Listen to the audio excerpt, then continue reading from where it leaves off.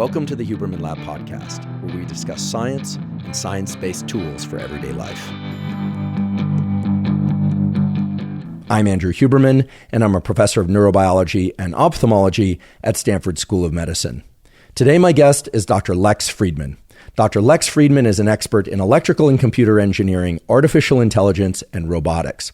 He is also the host of the Lex Fridman podcast, which initially started as a podcast focused on technology and science of various kinds, including computer science and physics, but rapidly evolved to include guests and other topics as a matter of focus, including sport. For instance, Dr. Lex Fridman is a black belt in Brazilian Jiu-Jitsu, and he's had numerous guests on who come from the fields of Brazilian Jiu-Jitsu, both from the coaching side and from the competitor side. He also has shown an active interest in topics such as chess and essentially anything that involves intense activation and engagement of the mind and or body. In fact, the Lex Fridman podcast has evolved to take on very difficult topics such as mental health. He's had various psychiatrists and other guests on that relate to mental health and mental illness, as well as guests focused on geopolitics and some of the more controversial issues that face our times. He's had comedians, he's had scientists, he's had friends, he's had enemies on his podcast. Lex has a phenomenal, I would say a 1 in an 8 billion ability to find these people, make them comfortable, and in that comfort, both try to understand them and to confront them and to push them so that we all learn. All of which is to say that Lex Fridman is no longer just an accomplished scientist. He certainly is that, but he has also become one of the more preeminent thought leaders on the planet. And if there's anything that really captures the essence of Lex Fridman, it's his love of learning, his desire to share with us the human experience, and to broaden that experience so that we all may benefit. In many ways, our discussion during today's episode captures the many facets of Lex Fridman, although no conversation, of course, could capture them all. We sit down to the conversation just days after Lex returned from Ukraine, where he deliberately placed himself into the tension of that environment in order to understand the geopolitics of the region and to understand exactly what was happening at the level of the ground and the people there.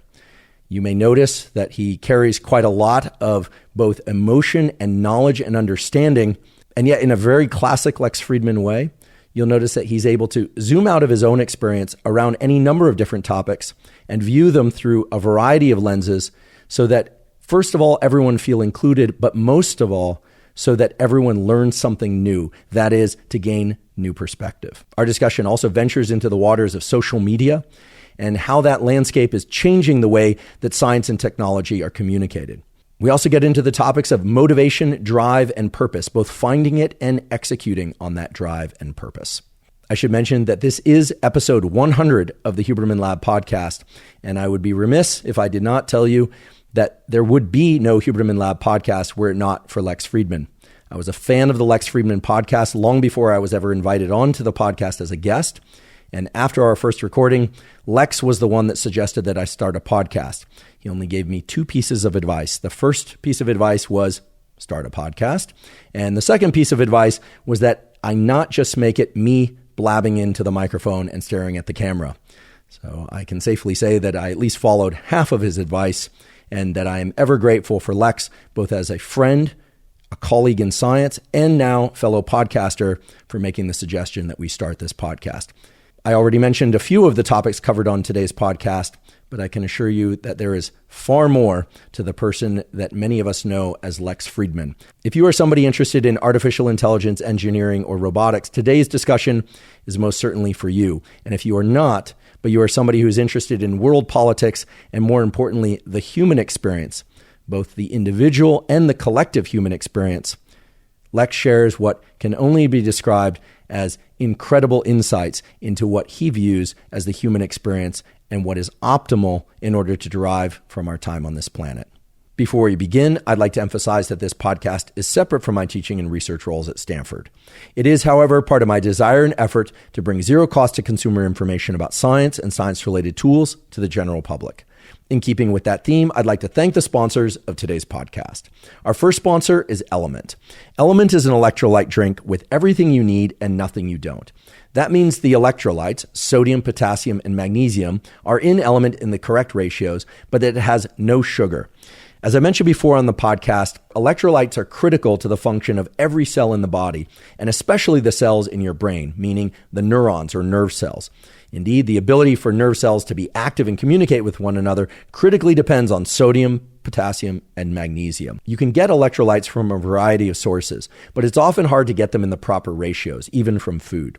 So if you're somebody who's exercising a lot and sweating, or if you're somebody following, for instance, a low carbohydrate or even a semi-low carbohydrate diet, that will cause you to excrete electrolytes. I tend to have my LMNT first thing in the morning when I wake up, or within the first few hours of waking, anytime while or after I'm exercising or I've sweat a lot, such as exiting the sauna. If you'd like to try LMNT, you can go to Drink LMNT, that's lmnt.com/Huberman, to claim a free LMNT sample pack with your purchase. Again, that's Drink LMNT, lmnt.com/Huberman, to claim a free sample pack. Today's episode is also brought to us by Levels.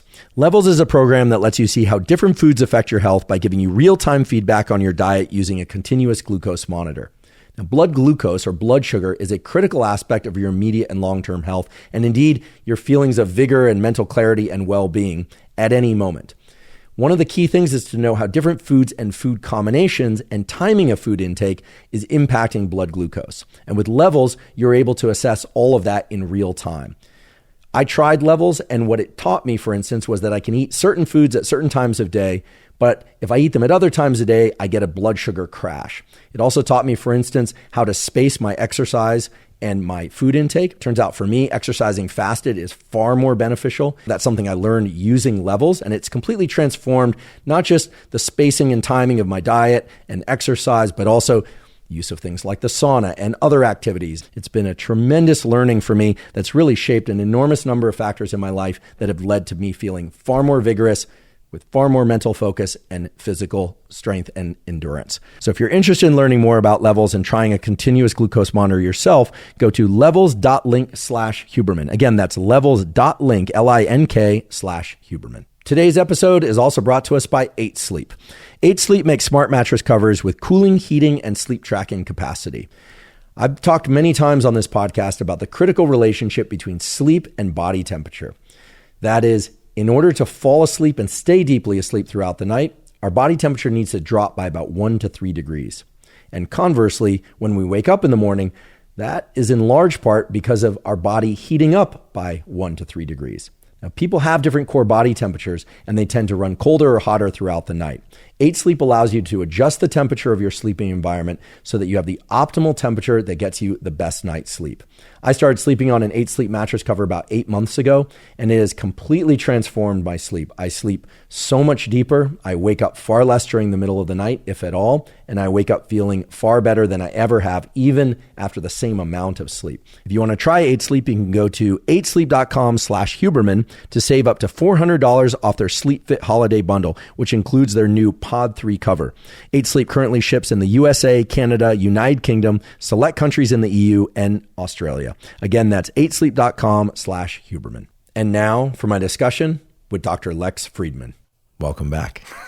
It's good to be back in a bedroom. This feels like a porn set. I apologize to open that way. I've never been in a porn set, so I should admit this.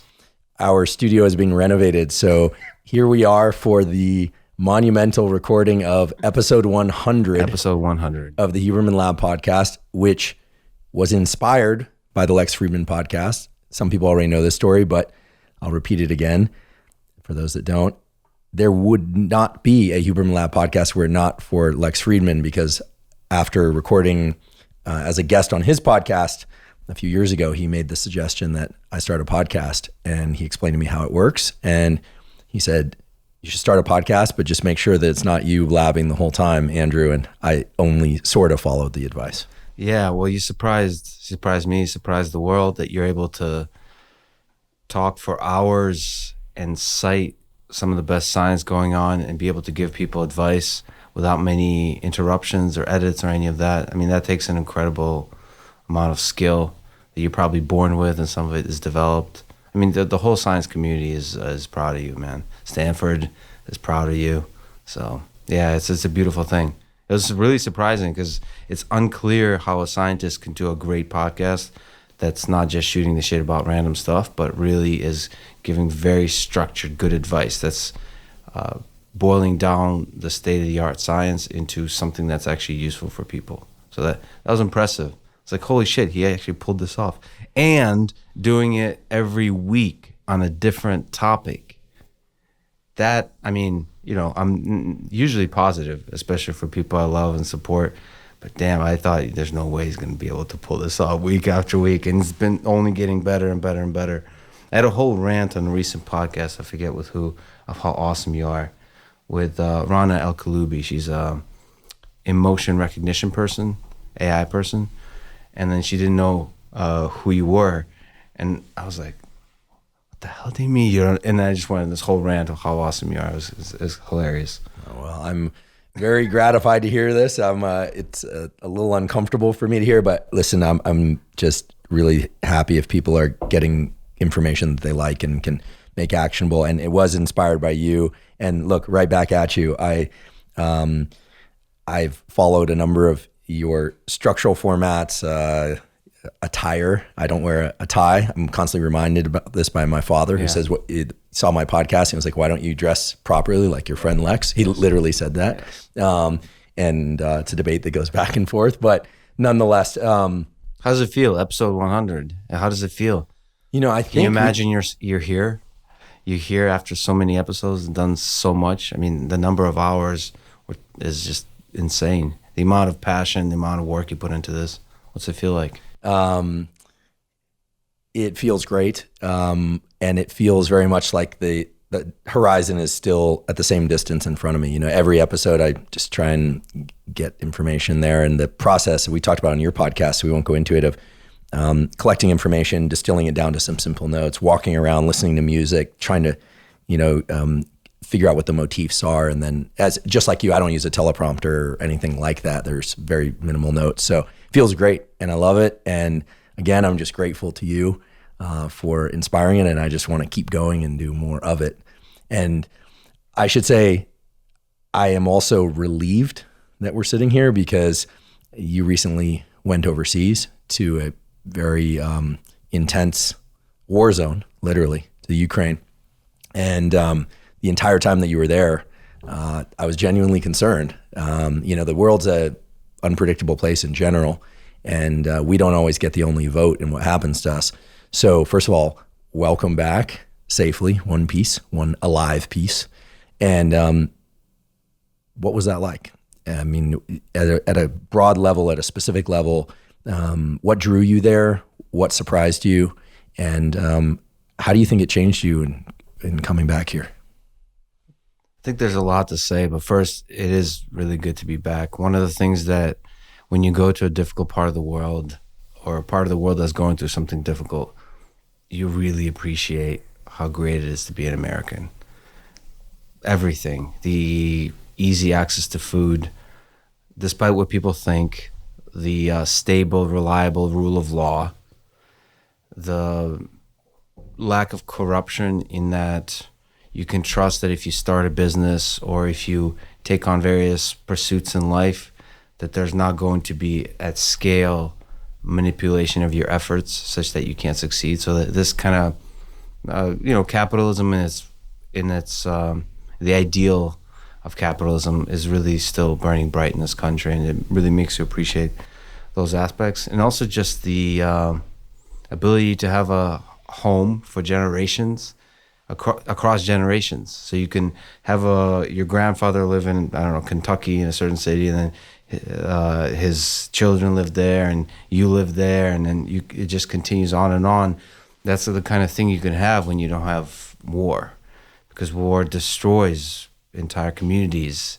It destroys histories, generations, like life stories that stretch across the generations. Yeah, I didn't even think about that until you said just now, but photographs, hard drives get destroyed or just abandoned, right? Yeah. Libraries.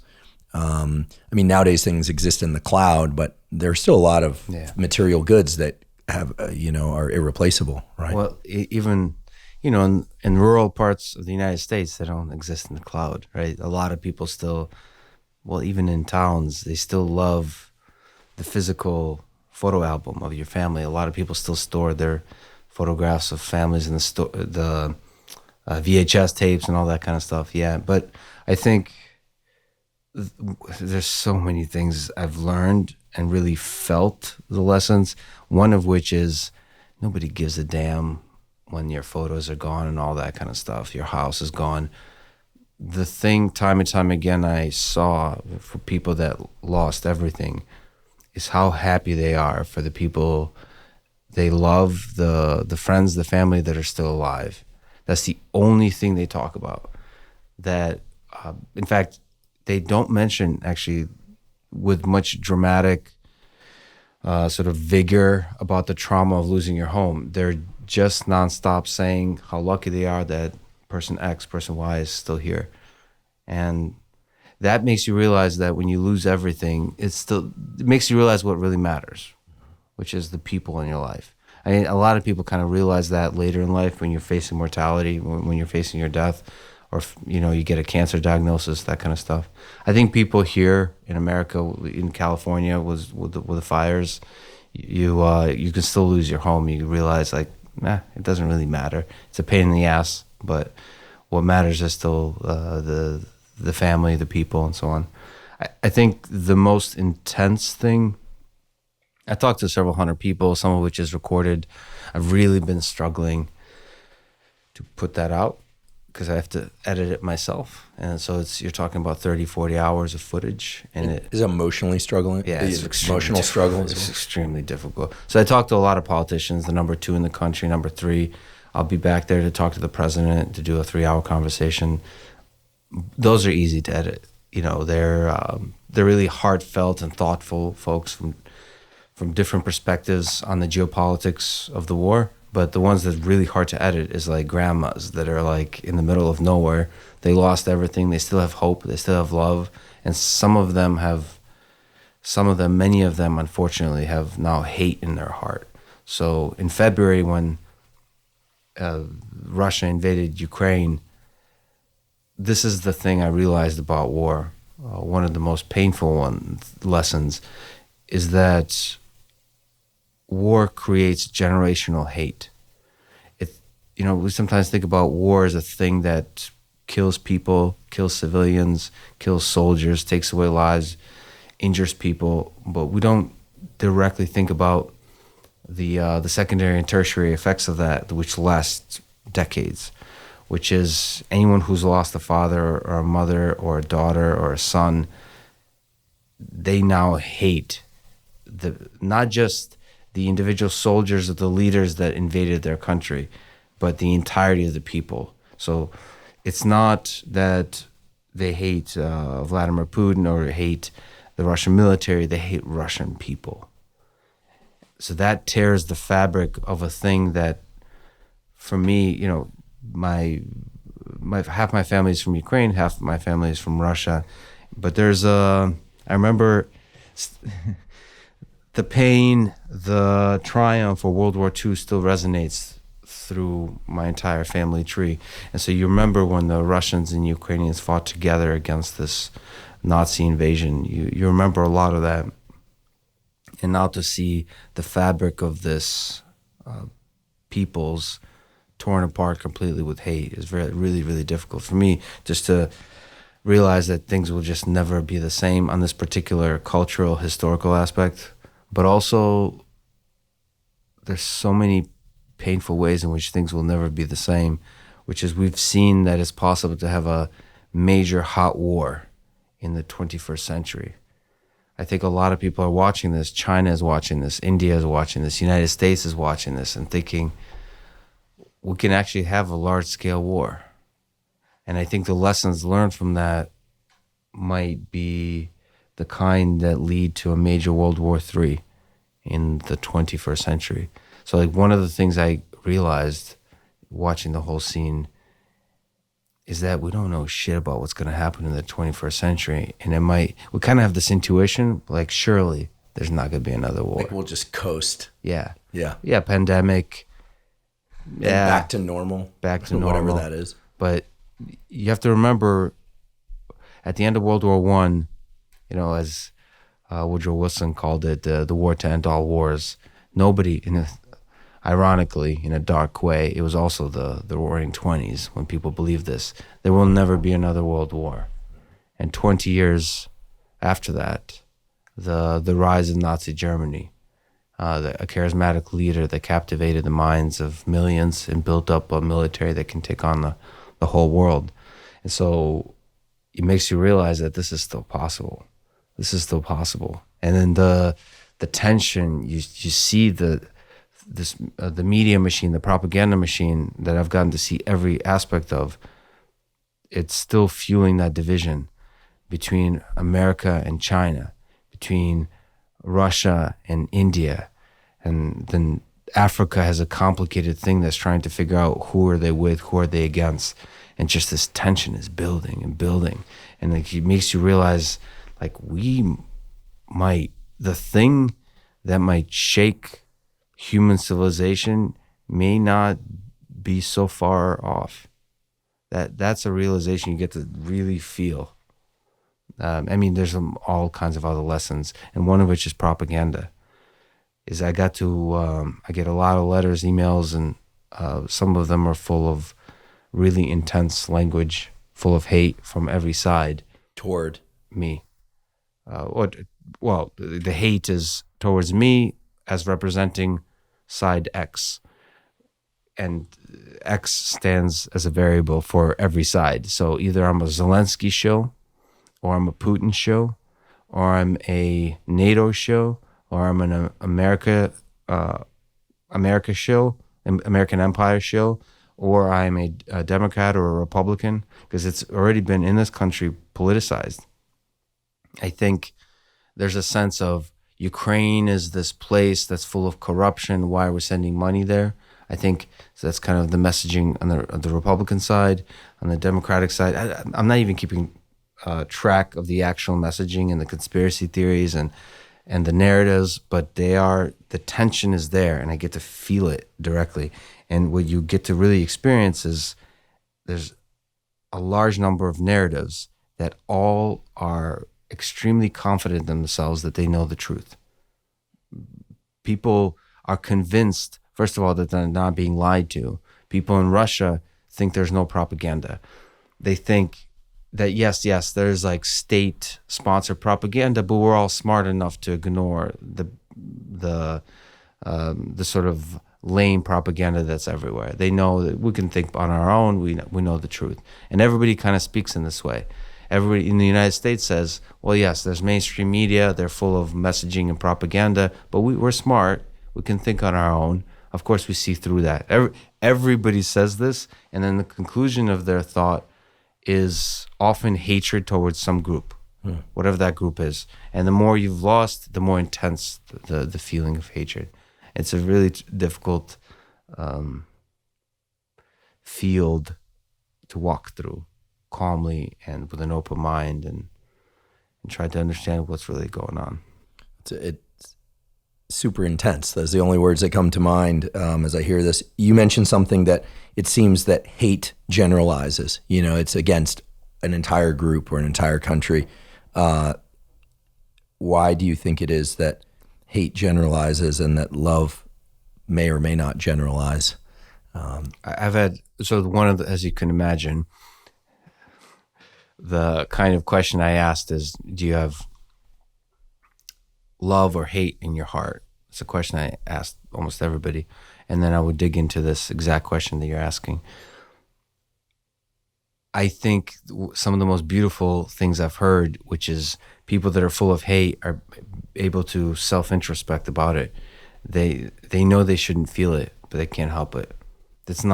They know that ultimately the thing that helps them and helps everyone is to feel love for fellow man, but they can't help it. They know it's like a drug. They say like hate escalates. It's like a vicious spiral. You just can't help it. And the question I also asked is, do you think you'll ever be able to forgive Russia? And after much thought, almost, it's split, but most people will say no. I will never be able to forgive. And because of the generalization you talked about earlier, that could even include all in that Russians. statement, they mean all Russians. Because if you do nothing, that's as bad or worse than being part of the army that invades. So the people that are just sitting there, the good Germans, the people that are just quietly going on with their lives, you're just as bad, if not worse, is their perspective. Earlier you said that going over to the Ukraine now allowed you to realize just so many of the positives of being here in the United States. I have a good friend. We both know him. I won't name him by name, but we've communicated, the three of us, from Tier 1 Special Operations. He spent years doing deployments, really amazing individual. And I remember when the pandemic hit, he said on a text thread, Americans aren't used to the government interfering with their plans.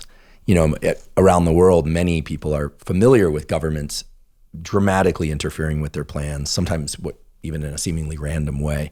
Here, we were not braced for that. We get speeding tickets and there's lines to vote and things like that. But I think the pandemic was one of the first times, at least in my life, that I can remember, where it really seemed like the government was impeding what people naturally wanted to do. And that was a shock for people here. And I have what might seem like a somewhat mundane question, but it's something that I saw on social media. A lot of people were asking me to ask you, and I was curious about too. What was a typical day like over there? Were you sleeping in a bed? Were you sleeping on the ground? Everyone seems to want to know, what were you eating? Were you eating once a day? Were you eating your steak, or were you in fairly deprived conditions over there? I saw a couple photos that you posted with out of doors in front of rubble, with pith helmet on in one case.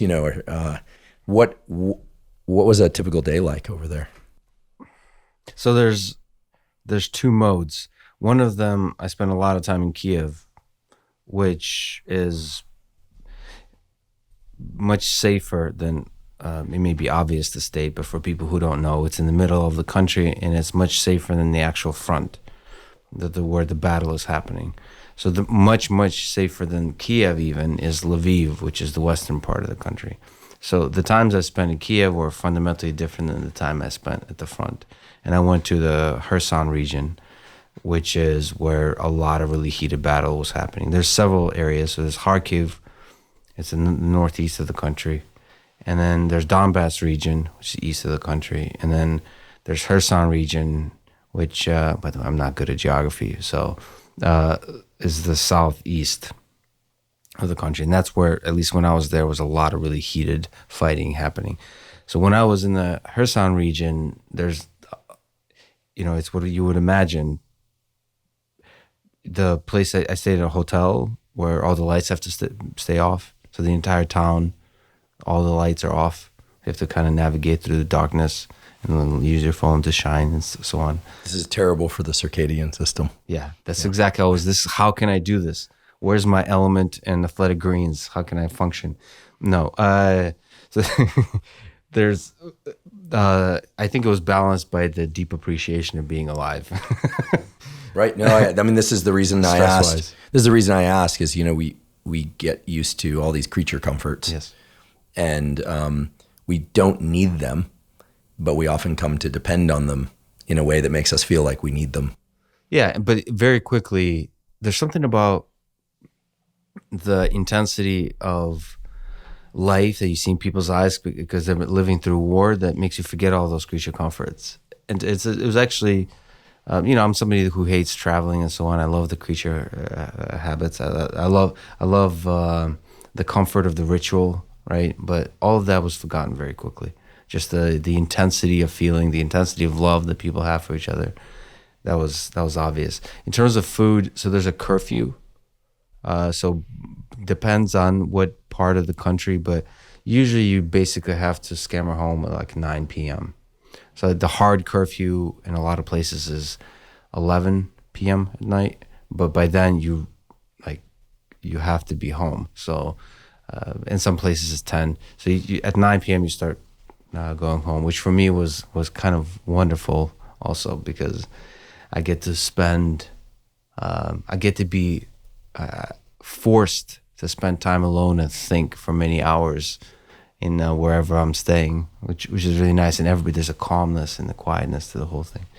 In terms of food, once a day, the food is incredibly cheap and incredibly delicious. People are still, one of the things they can still take pride in is making the best possible food they can. So meat, but they do admire American meat, so the meat is not as great as it could be in that country. But I ate borscht every day, all that kind of stuff, mostly meat. So spend the entire day, wake up in the morning with coffee, spend the entire day talking to people, which for me is very difficult because of the intensity of the stories, one after the other. We just talk to regular people, talk to soldiers, talk to politicians, all kinds of soldiers. I talk to people there who are doing rescue missions, so Americans. I hung out with Tim Kennedy. Oh, yeah. The great Tim Kennedy. The great Tim Kennedy, who also, him and many others, revealed to me one of the many reasons I'm proud to be an American is how trained and skilled and effective American soldiers are. I guess for listeners of this podcast, maybe we should familiarize them with who Tim Kennedy is, because I realize that a number of them will know. How do you do that? How do you try to summarize a man? Right. Let's say we can be accurate but not exhaustive, as any good data are accurate but not exhaustive. Very skilled and accomplished MMA fighter, very skilled and accomplished former special operations. Remember, American patriot and podcaster too, right? Does he have his own podcast? Maybe. Okay. Maybe. We know Andy Stumpf has his own podcast. Yes. Yeah. It's an amazing podcast. Yeah. So Andy's great. Yeah. Clearing Hot podcast with Andy Stumpf. But also podcast. Tim Kennedy's like the embodiment of America to the most beautiful and the most ridiculous degree. So he's like, would you imagine, what is it, Team America? That like, I just imagine him like shirtless on a tank rolling into enemy territory, just screaming at the top of his lungs. That's just his personality. But not posturing. That's it. He actually does the work, as they say. So this is the thing. He really embodies that. Mm-hmm. Now, some of that is just his personality and humor. And I'd like to sort of comment on the humor of things, not just with him. It's one other interesting thing I've learned. But also when he's actually helping people, he's extremely good at what he does, which is building teams that rescue, that go into the most dangerous areas of Ukraine, dangerous areas anywhere else, and they get the job done. And one of the things I heard time and time again, which really interesting to me, that Ukrainian soldiers said that, comparing Ukrainian, Russian, and American soldiers are the bravest, which was very interesting for me to hear, given how high the morale is for the Ukrainian soldiers. But that just reveals that training enables you to be brave.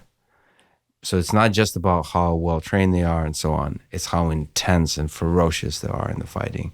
And that makes you realize, like, this is American Army, not just through the technology, especially the special force guys. They still is one of the most effective and terrifying armies in the world. And listen, just for context, I'm somebody who is, for the most part, anti-war, a pacifist, but you get to see, some of the realities of war kind of wake you up to what needs to get done to protect sovereignty, to protect some of the values, to protect civilians and homes and all that kind of stuff. Sometimes, war has to happen. And I should also mention on the Russian side, because while I haven't gotten to experience the Russian side yet, I do fully plan to travel to Russia. As I've told everybody, I was very upfront with everybody about this. I would like to hear the story of Russians, but I do know from the Ukrainian side, like the grandmas, I love grandmas, they told me stories that the Russians really, the ones that entered their villages, they really, really believe they're saving Ukraine from Nazis, from Nazi occupation. So they feel that there's the Ukraine is under control of Nazi organizations, and They believe they're saving the country. That's their brothers and sisters. So I think propaganda and I think truth is a very difficult thing to arrive at in that war zone. I think in the 21st century, one of the things you realize that so much of war, even more so than in the past, is an information war. And people that just use Twitter for their source of information might be surprised to know how much misinformation there is on Twitter, like real narratives being sold. And it's really hard to know who to believe. And through all of that, you have to try to keep an open mind and ultimately ignore the powerful and listen to actual citizens, actual people. That's the other maybe obvious lesson, is that war is waged by powerful, rich people, and it's the poor people that suffer. And that's just visible time and time again. You mentioned the fact that people still enjoy food or the pleasure of cooking, or there's occasional humor or maybe frequent humor. I know Jocko Willink has talked about this in warfare, and all the elements of the human spirit and condition still emerge at various times.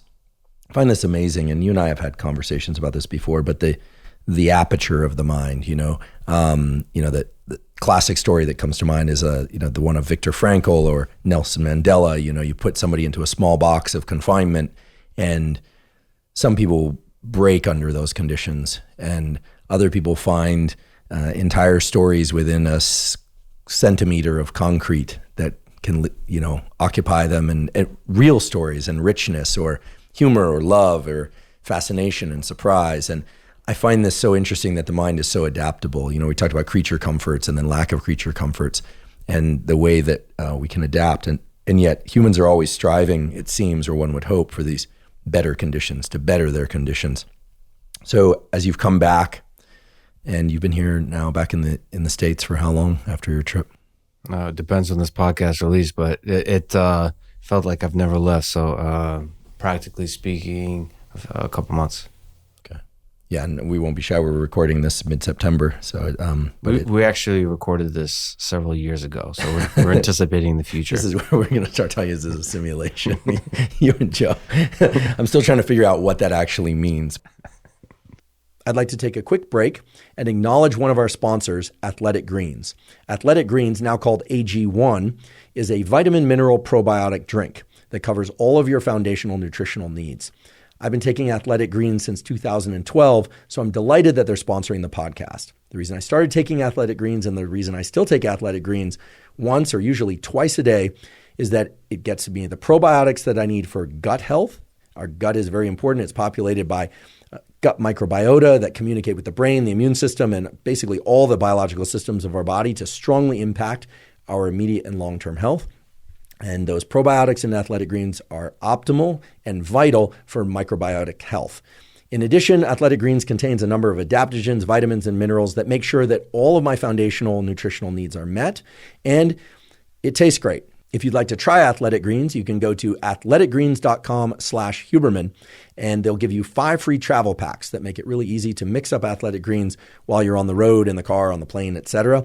And they'll give you a year's supply of vitamin D3K2. Again, that's athleticgreens.com/Huberman to get the 5 free travel packs and the year's supply of vitamin D3K2. I know I speak for many people when I say that we are very happy that you're back. We know that it's not going to be the first and last trip, that there will be others, and that you'll be going to Russia as well, and presumably other places as well, in order to explore. And I have to say, as a podcaster and as your friend, I was really inspired that your sense of adventure, and your sense of not just adventure, but thoughtful, respectful adventure. You understood what you were doing.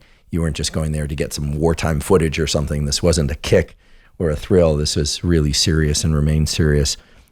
So thank you for doing it. And please, next time you go, bring Tim Kennedy again. Or I feel like Tim Kennedy gets you into we'll take it, because he really loves going to the most dangerous places and helping people. So I think he'd get me into more trouble than it's worth. And I should mention that I mean, there's many reasons I went, but it's definitely not something I take lightly or want to do again.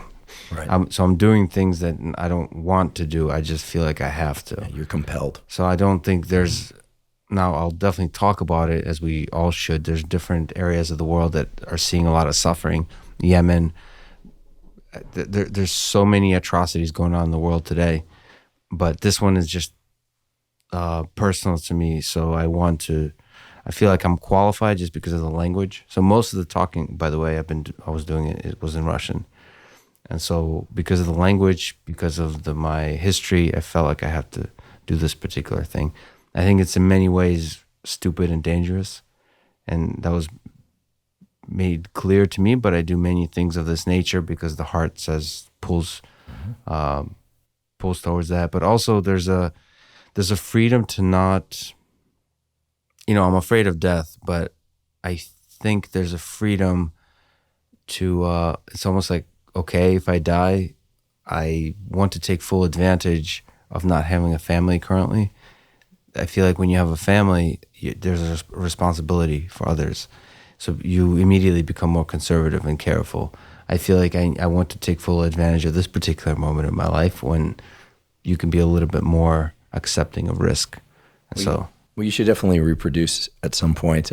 Maybe before next time, you should just freeze some sperm. Really? Is that what you do with the ice bath? Is that how that works? It's interesting. There's always an opportunity to do some science protocols. There are products on the internet, and there are actually a few decent manuscripts looking at how cold exposure can increase testosterone levels, but it doesn't happen by the cold directly. Good scientists, as the authors of those papers were and are, realize that it's the vasoconstriction and then the vasodilation. As people warm up again, there's increased blood flow to the testicles. And in women, it seems there's probably increased blood flow to the reproductive organs as well after people warm back up. So that seems to cause some sort of hypernourishment of the various cells, the Sertoli and Leydig cells of the testes that lead to increased output of testosterone, and in women, testosterone as well. So the cold exposure, in any case, is obviously do you do the ice bath? Are you into that? I've not done that. As a Russian, you probably consider that a hot tub. Yeah, exactly. Yeah, it's a nice thing to have fun with every once in a while, to warm up. No, I haven't done that. I've been kind of waiting to maybe do it together with you at some point. Great. Because we have a guide. Here. No, we have one here. It'll be straightforward for you. I always say that the adrenaline comes in waves. And so if you just think about it, walls, like you're going through a number of walls of adrenaline as opposed to going for time, becomes rather trivial. With your jiu-jitsu background and whatnot, you'll immediately recognize the physiological sensation. Even though it's cold specifically, it's the adrenaline that makes you want to hop out of the thing. And you've seen Joe's. So Joe set up a really nice man cave. Or it's not even a cave because it's so big. It's like a network of man caves, but it has ice bath and a sauna next to each other. So we have one of those here, ice bath and sauna. So we'll have to get you in it when one of these days, maybe tonight, maybe tomorrow. No, although there is I don't know the underlying physiological basis, but there does seem to be a trend toward truth telling in the sauna. Some people refer to them as truth barrels. Mine's a barrel sauna shaped like a barrel. Who knows why? Maybe under intense heat duress, people just feel compelled to share. I have a complicated relationship with saunas because of all the weight cutting. Oh. Some of the deepest suffering, sorry to interrupt, I've done was in the sauna. I've gone to some dark places in a sauna because I wrestled my whole life, judo, jiu-jitsu, and those weight cuts can really test the mind. So you're truth telling. Yeah, it's a certain kind of truth telling because you're sitting there and the clock moves slower than it has ever moved in your life. Yeah, so I usually, for the most part, I would try to, have a bunch of sweats, garbage bags and all that kind of stuff and run. It's easier because you can distract the mind. In the sauna, you can't distract the mind. It's just you and all the excuses and all the weaknesses in your mind just coming to the surface, and you're just sitting there and sweating or not sweating. That's the worst. And to talk about visual aperture, you're in a small box, so it also inspires some claustrophobia, even if you're not claustrophobic. Yeah. That's absolutely true. And the desire to just get out of the thing is where you get a pretty serious adrenaline surge from in the sauna as well. Now the sauna actually won't deplete testosterone, but it kills sperm. So for people that sperm are on a 60-day sperm cycle, so if you're trying to donate sperm, or because that's what got us onto this, or fertilize an egg or eggs in whatever format, dish or in vivo, as we say in science, that which means, well, you can look it up, folks. The 60-day sperm cycle. So if you go into a really hot sauna or a hot bath or a hot tub, in 60 days, those sperm are going to be a significantly greater portion of them will be dead, will be non-viable.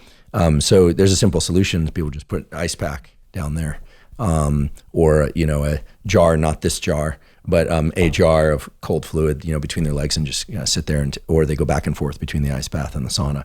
But you probably, if you're going to go back over there, you should freeze sperm. We're going to do a couple episodes on fertility when it's relatively inexpensive, and you're young, so you should probably do it now, because there is a association with autism as males get older. It's not a strong one. It's significant, but it's still a small contribution to the autism phenotype. As you age, don't sperm get wiser, or no? There's no science to back that. No, but men can conceive healthy children at a considerable age. But in any case, but no, they don't get wiser.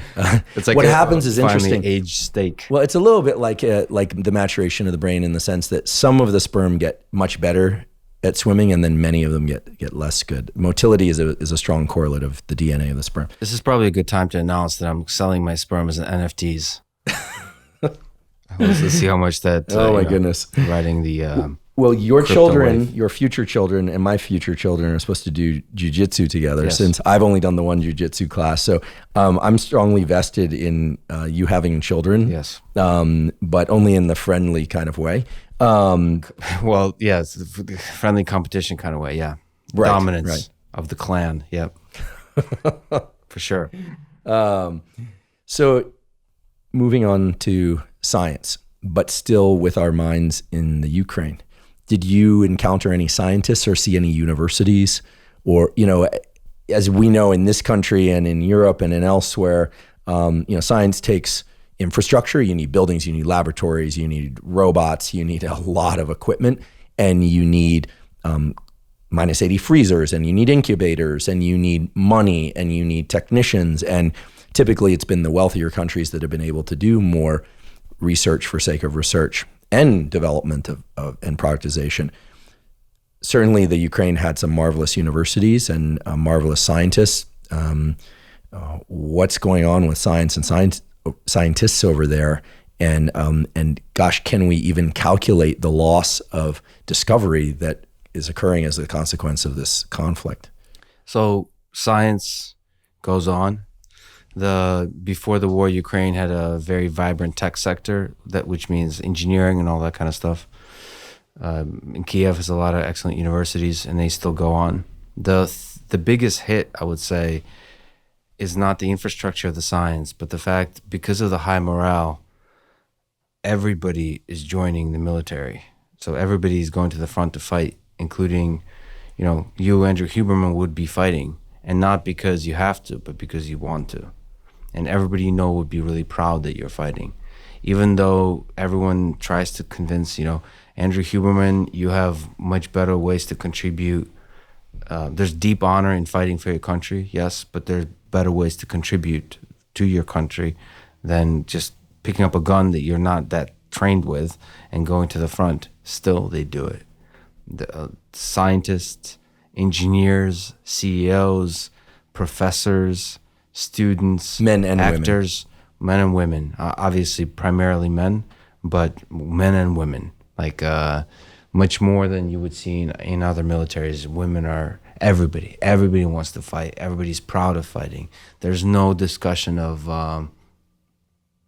kind of pacifism. Should we be fighting? Is this right? Is this It's everybody's really proud of fighting. So So there's this kind of black hole that pulls everything, all the resource into the war effort.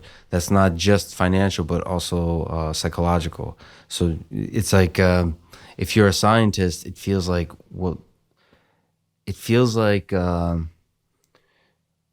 almost like you're dishonoring humanity by continuing to do things you were doing before. There's a lot of people that converted to being soldiers. They literally watch a YouTube video of how to shoot a particular gun, how to arm a drone with a grenade. You know, if you're a tech person, you know how to work with drones. So you're going to use whatever skills you got, figure out whatever skills you got and how to use them to help the effort on the front. And so that's a big hit. But that said, that, you know, I've talked to a lot of folks in Kiev, faculty, primarily in the tech economics space. So I didn't get a chance to interact with folks who are on the biology, chemistry, neuroscience side of things. But that still goes on. So one of the really impressive things about Ukraine is that they're able to maintain infrastructure like road, food supply, all that kind of stuff, education, while the war is going on, especially in Kiev. The war started where nobody knew whether Kiev was going to be taken by the Russian forces. It was surrounded. And a lot of experts from outside were convinced that Russia would take Kiev, and they didn't. And one of the really impressive things as a leader, one of the things I really experienced is that a lot of people criticized Zelensky before the war. He only had about like 30% approval rate. A lot of people didn't like Zelensky. But one of the great things he did as a leader, which I'm not sure many leaders would be able to do, is when Kiev was clearly being invaded, he chose to stay in the capital. Everybody, all the American military, the intelligence agencies, NATO, his own staff, advisors, all told him to flee, and he stayed. And so I think that was a beacon, a symbol for the rest, for the universities, for science, for the infrastructure that we're staying to. And that kept the whole thing going. There's an interesting social experiment that happened. I think for folks who are interested in sort of gun control in this country in particular, is one of the decisions they made early on is to give guns to everybody, semi-automatics. Early on in the war? Early on in the war, okay. Yeah. So everybody got a gun. They also released a bunch of prisoners from prison because there was no staff to keep the prisons running. And so there's a very interesting psychological experiment of like, how is this going to go? Everybody has a gun. Are they going to start robbing places? Are they going to start taking advantage of a chaotic situation? And what happened is that crime went to zero. So it turned out that this, as an experiment, worked wonderfully. That's a case where love generalized. Yes. Or at least hate did not. We don't know if it's love or it's sort of lack of initiative for common culture directed hate. Yeah, right. I think that's very correct to say that it wasn't hate that was unifying people. It was love of country, love of community. It's probably the same thing that will happen to humans when like aliens invade. It's the common effort. Everybody puts everything else to the side. Plus, just the sheer amount of guns. It's similar to like Texas. You realize like, well, there's going to be a self-correcting mechanism very quickly because the rule of law was also put aside, right? Like, basically the police force lost a lot of power because everybody else has guns and they're kind of taking the law into their own hands. And that system, at least in this particular case, in this particular moment in human history, worked. It's an interesting lesson, you know? Mm-hmm.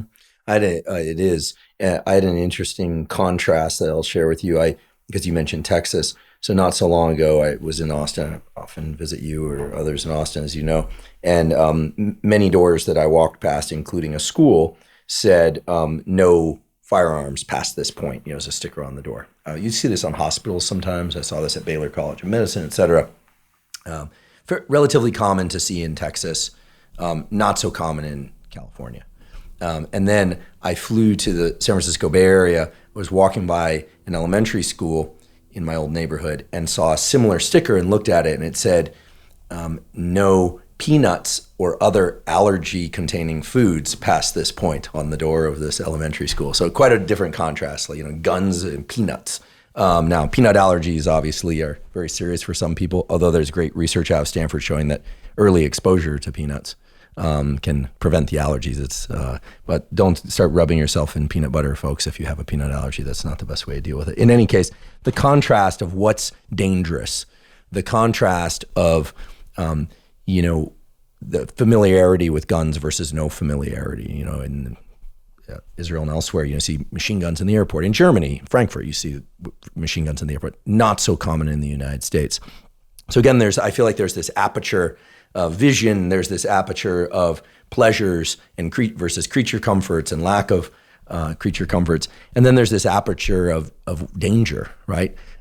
People who are familiar with guns, are familiar with people coming in and setting their firearm on the table and eating dinner, but if you're not accustomed to that, it's jarring, right? I should mention, people know this throughout human history, but the human ability to get get used to violence is incredible. So you could be living in a peaceful time like we're here now, and there will be one explosion, like a 9/11 type of situation. That'd be a huge shock, terrifying. Everybody freaks out. The second one is a huge drop off in how freaked out you get, and in a matter of days, sometimes hours, it becomes the normal. I've talked to so many people in Kharkiv, which is one of the towns that's seen a lot of heated battle. You ask them, is it safe there? In fact, when I went to the closer and closer to the war zone, you ask people, is it safe? And their answer is usually, yeah, it's pretty safe. It's all signal to noise. Yeah, nobody has told me, except Western reporters sitting in the west side of Ukraine, it's really dangerous here. Everyone's like, yeah, it's good. My uncle just died yesterday. He was shot. But it's pretty, it's pretty good. The farm's still running. They how do I put it? They focus on the positive. That's one, but there's a deeper truth there, which is you just get used to difficult situations, and the stuff that make you happy and the stuff that make you upset is relative to that new normal that you establish. Well, I grew up in California, and there were a lot of earthquakes. I remember the '89 quake. I remember the Embarcadero Freeway pancaking on top of people and cars. I remember I moved to Southern California. There was a Northridge quake. Wherever I moved, there seemed to be earthquakes. I never worry about earthquakes, ever. I just don't. In fact, I don't like the destruction they cause, but every once in a while, an earthquake will roll through, and it's kind of exciting. It sounds like a train coming through. It's like, wow, the earth is moving, Again, I don't want anyone to get harmed, but I enjoy a good rumble coming through nonetheless. It's signal to noise. Yeah. But if I saw a tornado, I'd freak out. And people from the Midwest are probably comfortable with, Dan Gable, the great wrestler from the Midwest, and I've never met, but I have great respect for. He's probably, sees a tornado, is like, yeah, maybe, So I think signal to noise is real.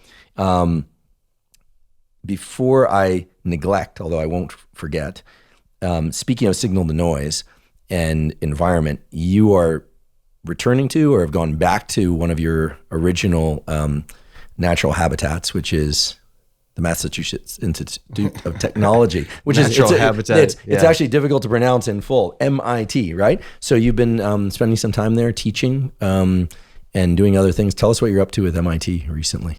Well, I'm really glad that you, being on the West Coast, know the difference between Boston, New York. I feel like a lot of people think it's like the East Coast. No, it's very different, especially to Bostonians and New Yorkers. They get very aggressive. Oh my goodness! Yeah, I love it. I gave lectures there in front of an in-person crowd. What were you talking about? For the AI, so different aspects of AI, and robotics, machine learning. So for people who know the artificial intelligence field, they usually don't use the term AI, and people from outside use AIs. The biggest breakthroughs in the machine learning field was some discussion of robotics and so on. Yeah, it was in person. It was wonderful. I'm a sucker for that. I really avoided teaching or any kind of interaction during COVID because people put a lot of emphasis on, but also got comfortable with remote teaching. And I think nobody enjoyed it, except sort of there's a notion that it's much easier to do because you don't have to, you don't have to travel, you can do it out in your pajamas kind of thing. But when you actually get to do it, you don't get the same kind of joy that you do when you're teaching. As a student, you don't get the same kind of joy of learning. It's not as effective and all that kind of stuff. So to be in person together with people, to see their eyes, to get their excitement, to get the questions and all the interactions, yeah, it was awesome. And I'm still a sucker and a believer in the ideal of MIT, of the university. I think it's an incredible place. There's something in the air still, but it really hit the pandemic hit universities hard because, and I can say this is not you saying it, this is me saying it, that administrations, as in all cases when people criticize institutions, the pandemic has given more power to the administration and taken away power from the faculty and the students. And that's from everybody involved, including the administration, that's a concern because the university is about the teachers and the students. That should be primary. And whenever you have a pandemic, there's an opportunity to increase the amount of rules. Like one of the things that really bothered me, and I'll scream from the top of the MIT dome about this, is they've instituted a new TIM ticket system, which is if you're a visitor to the campus at MIT, you have to register. You have to, first of all, show that you're vaccinated, but more importantly, there's a process to visiting. You need to get permission to visit. One of the reasons I loved MIT, unlike some other institutions, MIT just leaves the door open to anyone. Mm-hmm. In classrooms, you can roll in the ridiculous characters. The students that are kind of like usually doing business stuff or economics can roll into a physics class and just, you're kind of not allowed, but it's a gray area. So you let that happen, and that creates a flourishing of the community. That was beautiful. And I think adding extra rules puts a squeeze on and limits some of the flourishing. And I hope some of that dissipates over time as we kind of let go of the risk aversion that was created by the pandemic as we kind of enter the normal, return back, some of that flourishing can happen. But when you're actually in there with the students, it was magic. I love it. Well, some of your earliest videos on your YouTube channel were of you in the classroom, right? Yeah. That's how this all started. Yeah, that's how YouTube, like putting stuff on YouTube was terrifying, right? Especially at the time when you did it. Again, you're a pioneer in that sense. You did that. Jordan Peterson did that. Putting up lectures I teach still every winter. I teach, direct a course, and I'll be doing even more teaching going forward. But the idea of those videos being on the web is that spikes my cortisol a little bit. Yeah, it's terrifying because you get to, and everybody has a different experience. Like for me, being a junior research scientist, the kind of natural concern is like, who am I? And when I was giving this lecture, it's like, I don't deserve any of this. Like, but that's your humility coming through. And I actually think that humility on the part of an instructor is good because those that think, that they are entitled and who else could give this lecture, then I worry more. I think it's, I once heard, I don't know if it's still true, that at Caltech, right, the great California Institute of Technology, not far from here, that many of the faculty are actually afraid of the students. Not physically afraid, but they're intellectually afraid because the students are so smart. Yeah. And teaching there can be downright frightening, I've heard. But that's great, keeps everybody on their toes. And I think, I've been corrected in lecture before at Stanford and elsewhere. When my lab was at UC San Diego, where someone will say, hey, wait, last lecture you said this and now you said that, or on the podcast, and I think it's that moment where you sometimes feel that urge to defend you. Oh, you're right. And I think it depends on how one was trained. My graduate advisor was wonderful at saying, I don't know, all the time. And she went to Harvard, Radcliffe, UCSF, and Caltech, a brilliant woman, and had no problem saying, like, I don't know. I don't have that problem. So I usually have two guys that if somebody speaks up, grab them, drag them out of the room, never see him again. So everybody is really supportive. I don't understand that the amount of love and support I get is especially great. When the last few students are there and everybody seems to be nodding as we're going. No, I think that I'd love to sit in on one of your lectures. I know very little about AI, machine learning, or robotics. But have you ever talked at MIT? Have you ever given lectures? Oh yeah. When I went on the job market as a faculty member, my final two choices were between MIT Peak Hour. I had an on-paper offer, wonderful place to do neuroscience, and UC San Diego, which is a wonderful neuroscience program. In the end, it made sense for me to be on the West Coast for personal reasons, but there's some amazing neuroscience going on there. Goodness. And that's always been true and is going to continue. It's been a long time since I've been invited back there. Oddly enough, when I started doing more podcasting, and I still run a lab, but I shrunk my lab considerably as I've done more podcasting.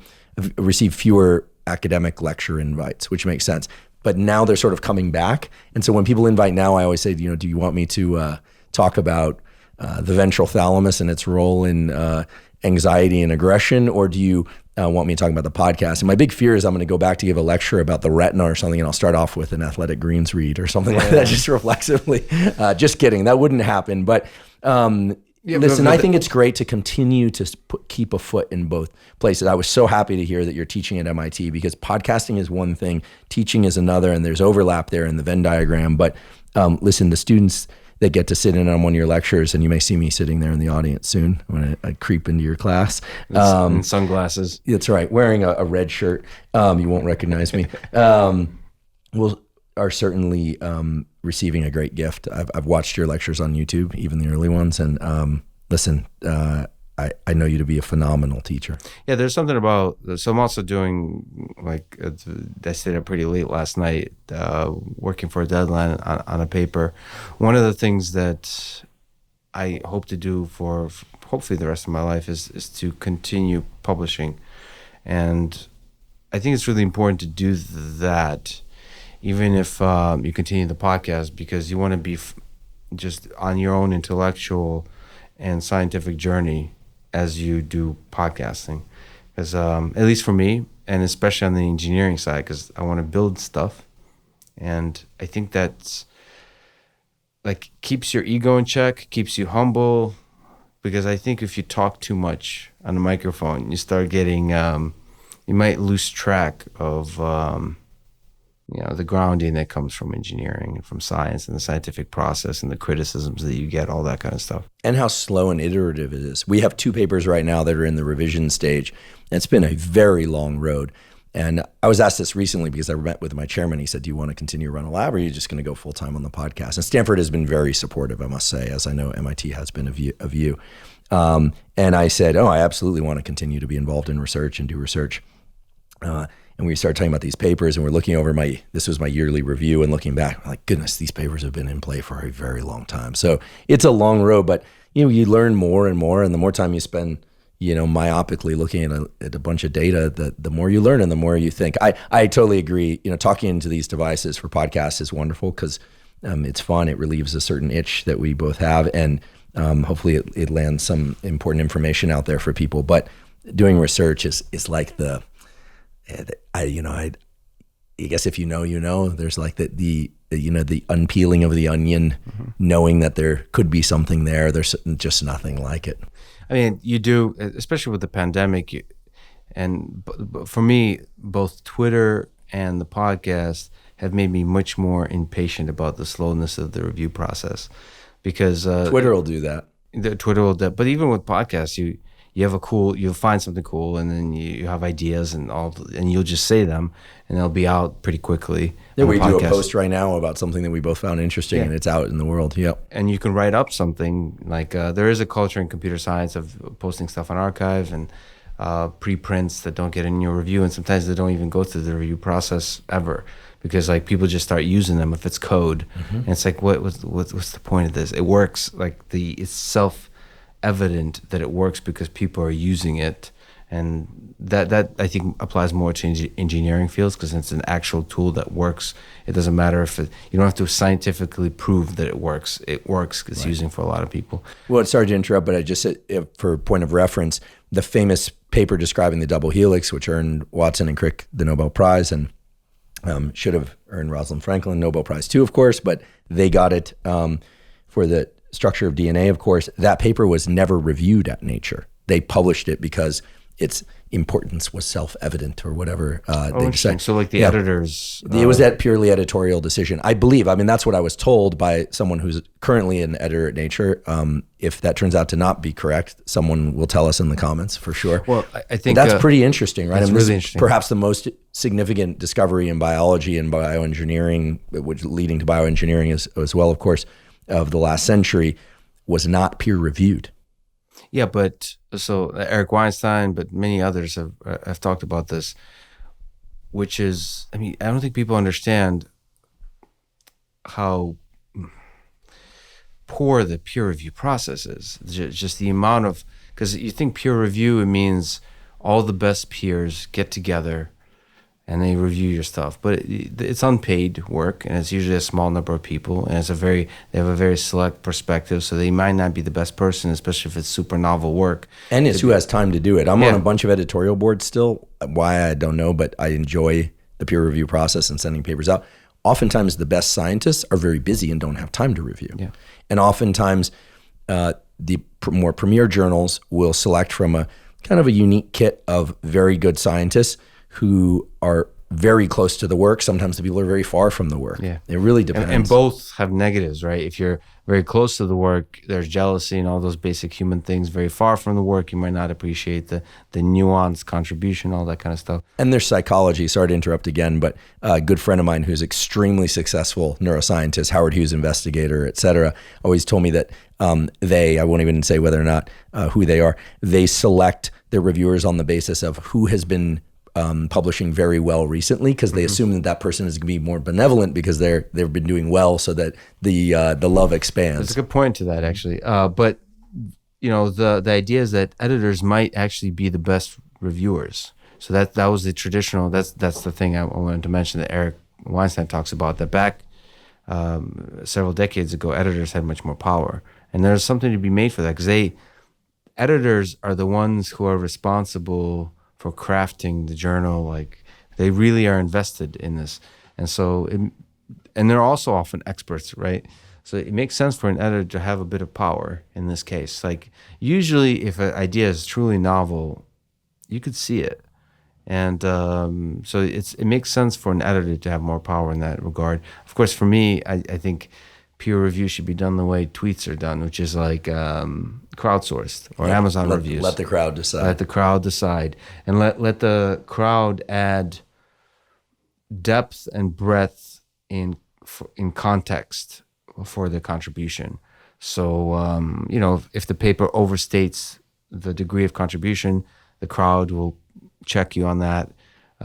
If there's not enough support, or like the conclusions are not supported by the evidence, the crowd will check you on that. There could be, of course, a political bickering that enters the picture, especially on very controversial topics. But I trust the intelligence of human beings to figure that out. And I think most of us are trying to figure this whole process out. I just wish it was happening much faster, because on the important topics, the review cycle could be faster. And we learned that through COVID, that Twitter was actually pretty effective at doing science communication. It was really interesting. Some of the best scientists took to Twitter to communicate their own work and other people's work, and always putting into sort of the caveats that it's not peer reviewed and so on, but it's all out there, and the data just moves so fast. And if you want stuff to move fast, Twitter is the best medium of communication for that. It's cool to see. I'd like to take a brief break and thank our sponsor, InsideTracker. InsideTracker is a personalized nutrition platform that analyzes data from your blood and DNA to help you better understand your body and help you reach your health goals. I've long been a believer in getting regular blood work done, for the simple reason that many of the factors that impact your immediate and long-term health can only be analyzed from a quality blood test. The problem with a lot of blood and DNA tests out there, however, is that you get data back about metabolic factors, lipids, and hormones and so forth, but you don't know what to do with those data. InsideTracker solves that problem and makes it very easy for you to understand what sorts of nutritional, behavioral, maybe even supplementation-based interventions you might want to take on in order to adjust the numbers of those metabolic factors, hormones, lipids, and other things that impact your immediate and long-term health, to bring those numbers into the ranges that are appropriate and indeed optimal for you. If you'd like to try InsideTracker, you can visit InsideTracker.com/Huberman to get $200 off an ultimate plan, or 34% off the entire site as a special Black Friday deal now through the end of November. Again, that's InsideTracker.com/Huberman, and use the code Huberman at checkout. I'm now on Twitter more regularly, and initially it was just Instagram. And I remember you and I used to have these over dinner or drink conversations where I'd say, I don't understand Twitter. And you'd say, I don't understand Instagram. Yeah. And of course, we understand how it worked and how to work each respective platform. But I think we were both trying to figure out, what is driving the psychology of these different venues, because they are quite distinct psychologies for whatever reason. I think I'm finally starting to understand Twitter and enjoy it a little bit. Initially, I wasn't prepared for the level of kind of reflexive scrutiny. Yeah. That it sounds a little bit oxymoronic, but that people kind of like pick up on one small thing and then drive it down that trajectory. It didn't seem to be happening quite as much on Instagram, but I love your tweets. I do have a question about your Twitter account and how do you have sort of internal filters of what you'll put up and won't put up? Because sometimes you'll put up things that are about life and reflections. Other times you'll put up things like what you're excited about in AI, or of course, point to various podcasts, including your own, but others as well. How do you approach social media? Not how do you regulate your behavior on there in terms of how much time, et cetera. I know you've talked about that before, but what's your mindset around social media when you go on there to either post or forage or respond to information? I think I try to add some, not to sound cliche, but some love out there into the world, into, as O.J. Simpson calls it, Twitter world. I think there is this viral negativity that can take hold, and I try to find the right language to add, good vibes out there. And it's actually really, really tricky because there's something about positivity that sounds fake, and I can't quite put my finger on it, but whenever I talk about love and the positive and almost childlike in my curiosity and positivity, people start to think like, surely he has like skeletons in the closet, like there's dead bodies in his basement, like this must be a fake. It's the attic. It's the attic? The attic. I keep mine in the basement. That's the details. I was referring to your attic. I don't have an attic or a basement. Oh, nor dead bodies. I just want to be very clear. Yeah, I do have an attic, and actually I haven't been up there. Maybe there is bodies up there, but yes, I prefer the basement. It's colder down there. I like it. No, but there's an assumption that this is not genuine or not. It's disingenuous in some kind of way, and so I try to find the right language for that kind of stuff. How to be positive. Some of it I was really inspired by Elon's approach to Twitter. Not all of it, but the when he just is silly. I found that silliness. I think it's Hermann Hesse said something to paraphrase one of my favorite writers. Yeah, same. I think in Steppenwolf said, "Learn what is to be taken seriously and laugh at the rest." I think I try to be silly, laugh at myself, laugh at the absurdity of life, and then in part, when I'm serious, try to just be positive, just see a positive perspective. And also, as you said, people pick out certain words and so on, and they attack each other, attack me over certain usage of words in a particular tweet. I think the thing I try to do is think positively towards them. Like, do not escalate. So whenever somebody's criticizing me and so on, I just smile. If there's a lesson to be learned, I learn it, and then I just send good vibes their way. Don't respond, and just hopefully sort of through karma and through kind of the ripple effect of positivity have like an impact on them and the rest of Twitter. And what you find is like that builds your actions create the community. So how I behave gets me surrounded by certain people. But lately, especially Ukraine is one topic like this. I also thought about talking to somebody who reached out to me, is Andrew Tate, who's extremely controversial. From the perspective of a lot of people, is a misogynist. And I've heard his name, and I know that there's a lot of controversy around him. Maybe you could familiarize me. Mm-hmm. I've been pretty nose down in podcast prep, and I tried to do this vacation thing for about 3-4 weeks. I've heard about that. Yeah, and it sort of worked. I did get some time in the Colorado wilderness by myself, which was great. I did get some downtime, but in any event, mainly consisted of reading and nature. Reading and nature, sauna, ice bath, working out, good food, a little extra sleep, these kinds of things. I really felt I needed it, but I am pretty naive when it comes to the kind of current controversies. But I've heard his name, and I think he's been deplatformed on a couple of platforms. Do I have that right? Yeah, he's been. So I should also admit that while I might know more than you, it's not by much. So it's like a 5-year-old talking to a 4-year-old right now. Is he an athlete, a podcaster? So basic summary, he used to be a fighter, a kickboxer, I believe, was pretty successful. And then during that and after that, I think he was in a reality show, and he had all these programs that are basically like pickup artist advice. He has this like community of people where he gives advice on how to pick up women, how to be successful in relationships, how to make a lot of money. And there's like it costs money to enter those programs. So a lot of the criticism that he gets is kind of it's like a pyramid scheme where you convince people to join so that they can make more money, and then they convince others to join, and that kind of stuff. But that's not why I'm interested in talking to him. I'm interested because one of the guests, maybe I shouldn't mention who, but like one of the female guests I had, really a big scientist, said that her 2 kids that are 13 and 12 really look up to Andrew. These are male children, female children? Yeah, male. Yeah.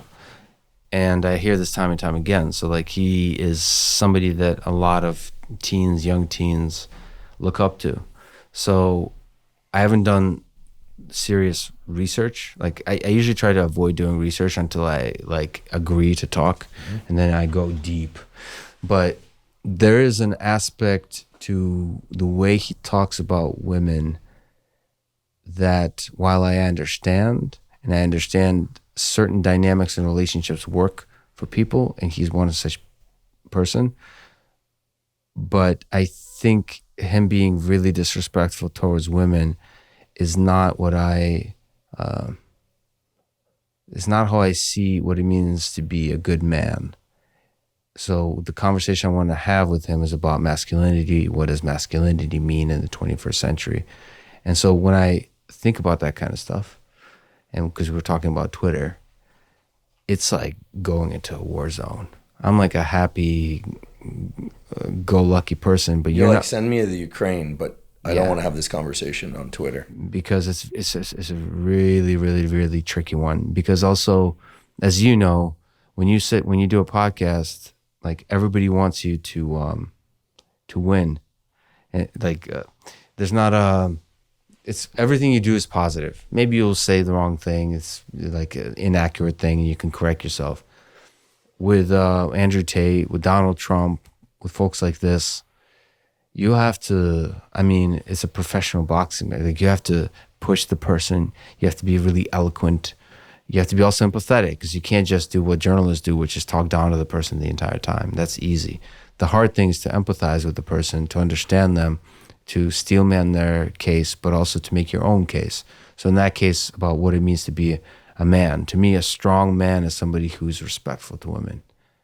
Not out of weakness, not out of social justice warrior signaling and all that kind of stuff, but out of, that's what a strong man does. Like they don't need to be disrespectful to prove their position in life. He is often, now, a lot of people say it's a character.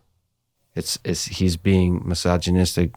He's being a misogynist as a kind of for entertainment purposes. So like an avatar. Yeah.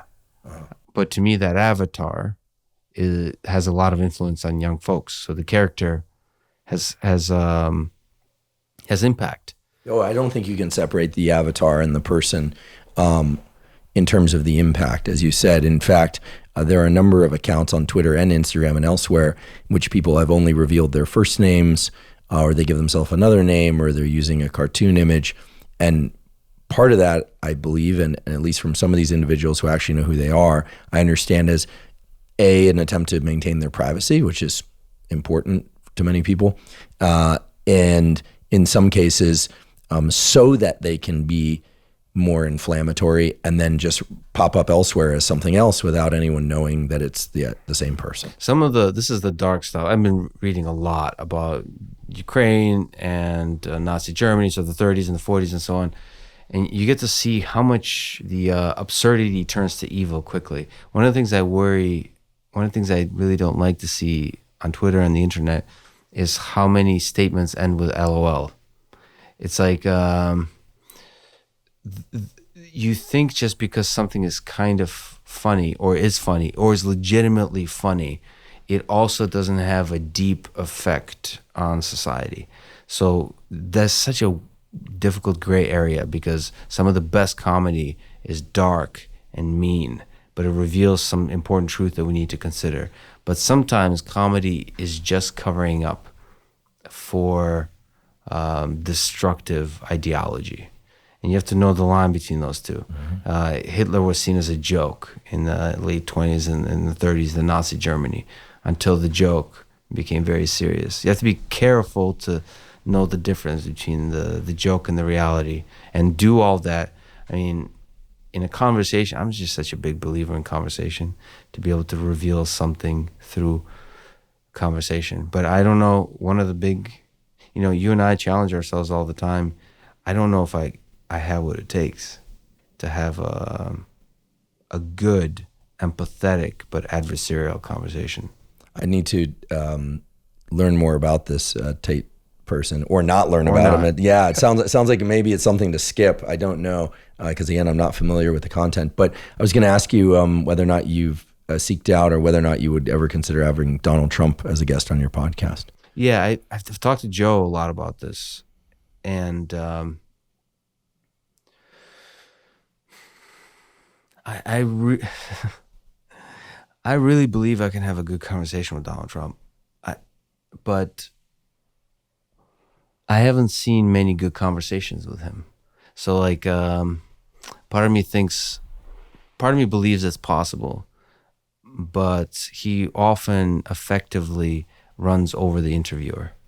Yeah, you can sit him down, give him an element, athletic greens. Yeah. Just relax. I mean, that nice, cool, air-conditioned black curtain studio you've got, and a different side might come out. Context is powerful. Well, Joe's really good at this, which is relaxing the person. Here, have a drink, right? Smoke a joint, or whatever it is. But this energy of just let's relax, and there's laughter and so on.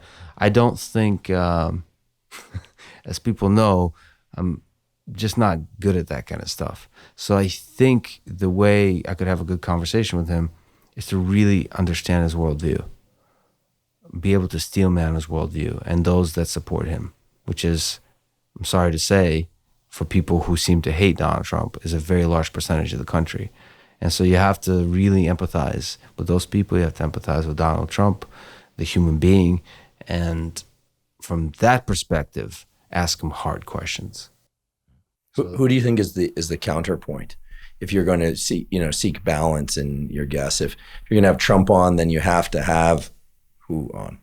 Well, that's interesting. It's Anthony Fauci seems to be strongly associated with sort of counter values, at least in the eye of the public. I think he's retiring soon, but he's retiring soon. That's really interesting. Anthony Fauci. Yeah, definitely, but I don't think he's a counterbalance. He's a complicated, fascinating figure who seems to have attracted a lot of hate and distrust, but also love from some people. And love from some people. I mean, I know people, not even necessarily scientists, who have, pro Fauci shirts. I've seen people with anti Fauci shirts, but who adore him. There are people who adore him. In the same way there are people that adore Trump. It's so interesting that, one species of animal, it gets such divergent neural circuitry. It's almost feels like it's by design, and every single topic we find tension and division. It's fascinating to watch. I mean, I got to really witness it from 0 to 100 in Ukraine, where there's not huge, significant division. There was in certain parts of Ukraine, but across Europe, across the world, there was not that much division between Russia and Ukraine.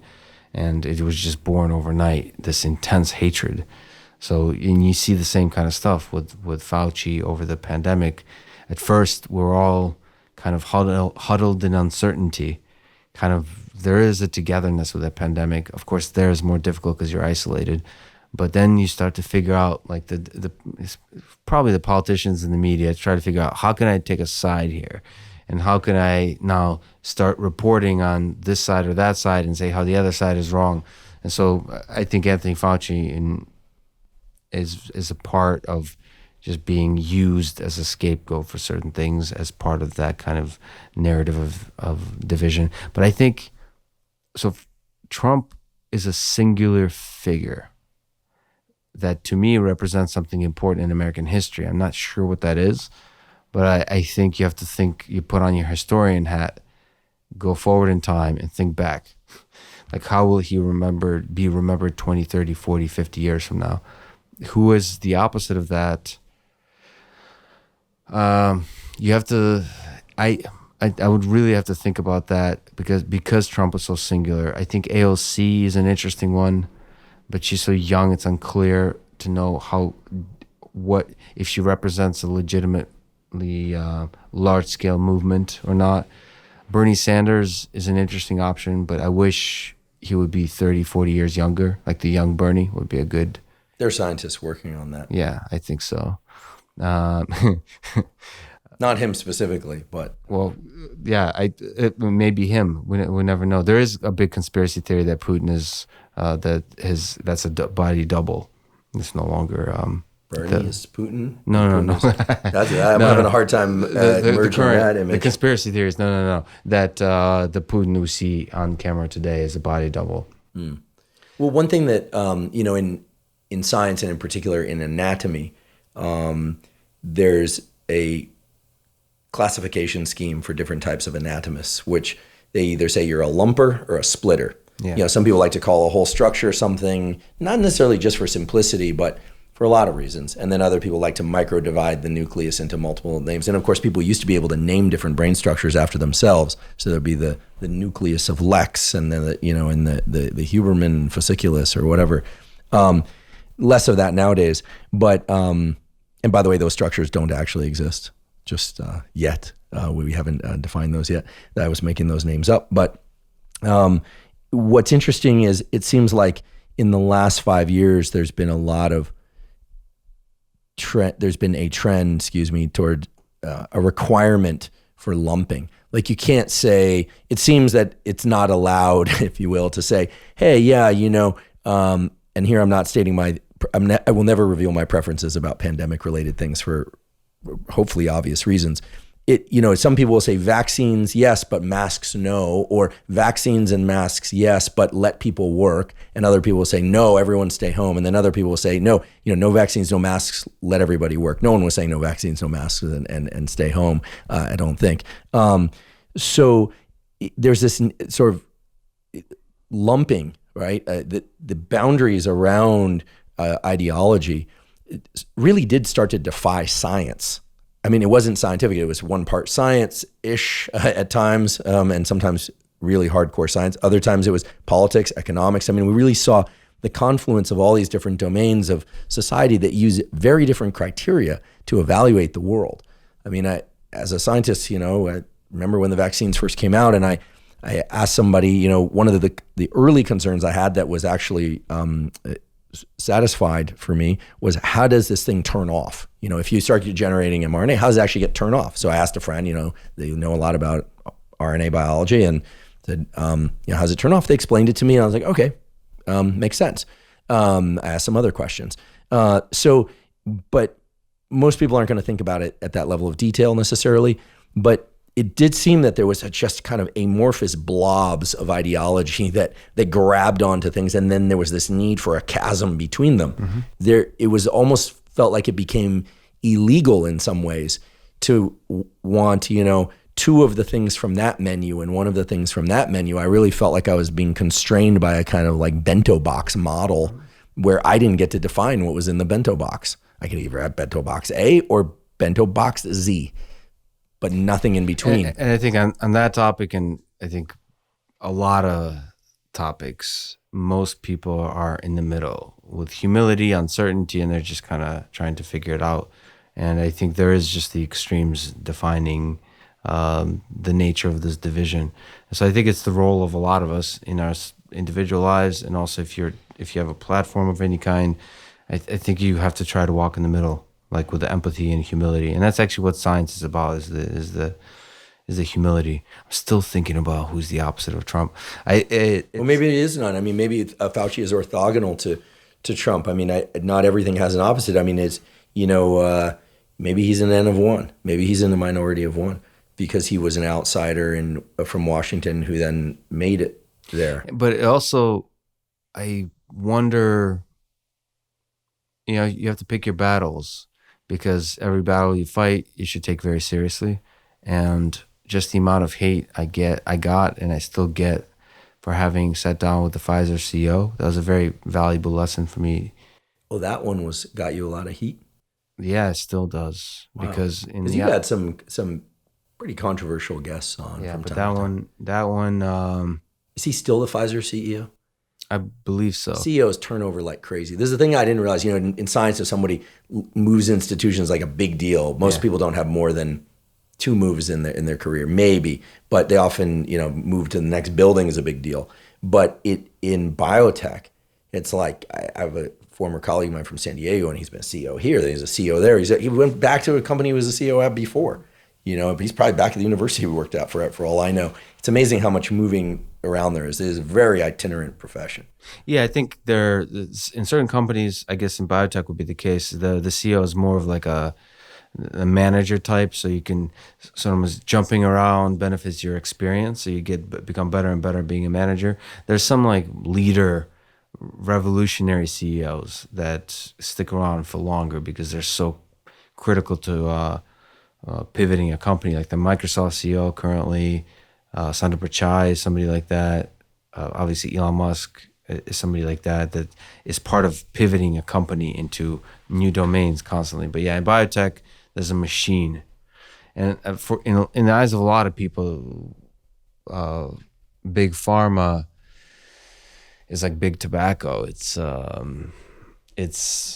the epitome of everything that is wrong with capitalism. It's evil, right? And so I showed up in the conversation where I thought, with a pretty open mind, and really asked what I thought were difficult questions of him. I don't think he's ever sat down to a grilling of that kind. In fact, I'm pretty sure they cut the interview short because of that.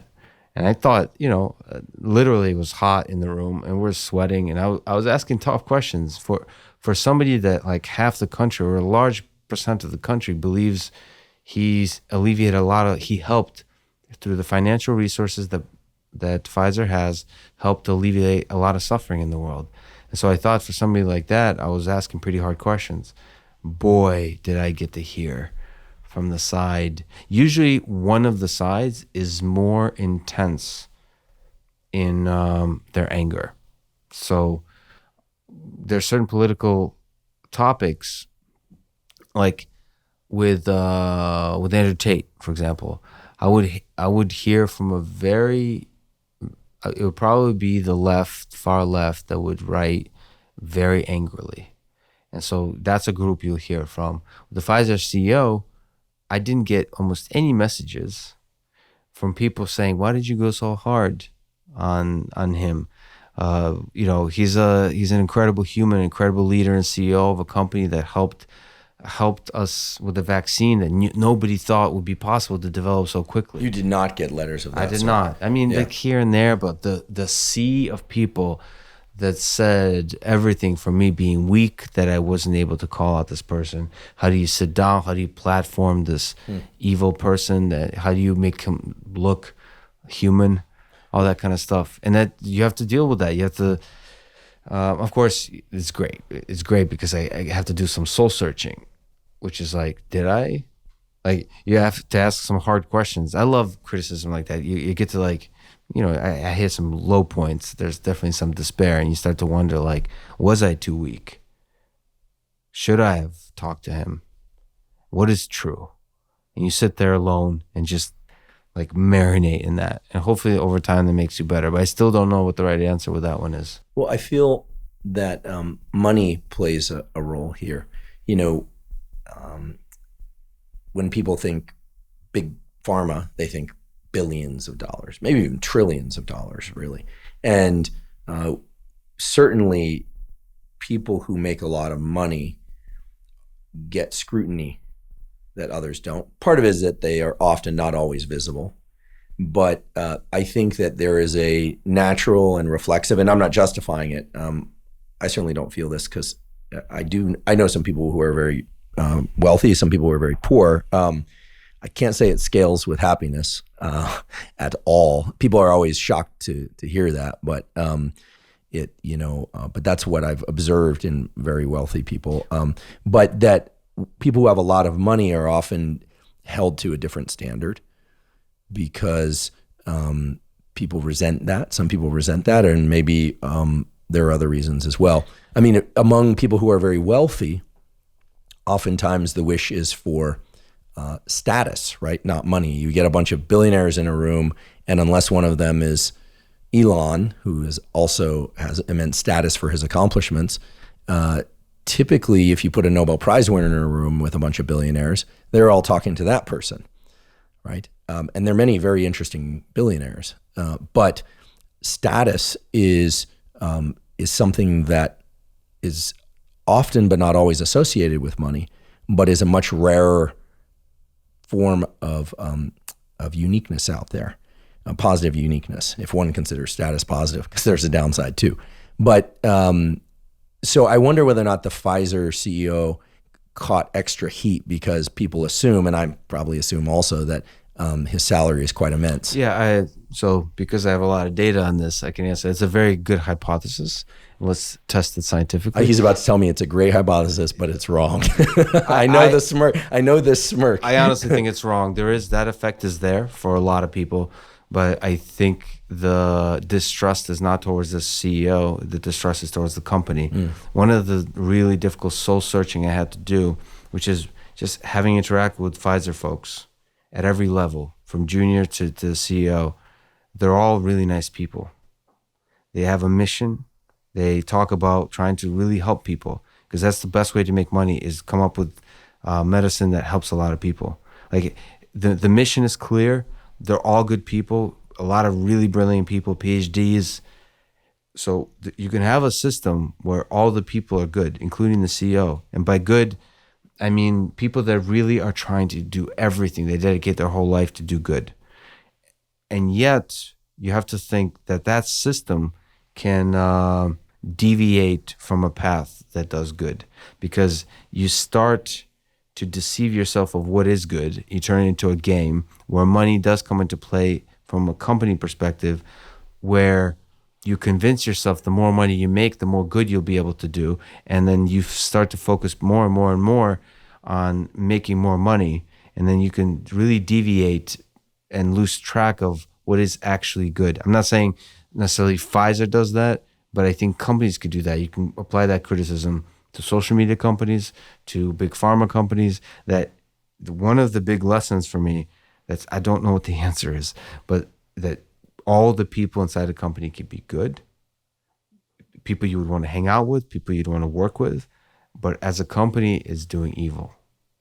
And like that's a possibility. So like the distrust, I don't think is towards the billionaire individual, which I do see a lot of in this case. I think it's like Wall Street distrust, that the machinery of this particular organization has gone off track. It's the generalization of hate again. Yeah. And then good luck figuring out what is true. This is the tough stuff. But I should say the individuals, like individual scientists at the NIH, in Pfizer, are just incredible people. Like they're really brilliant people.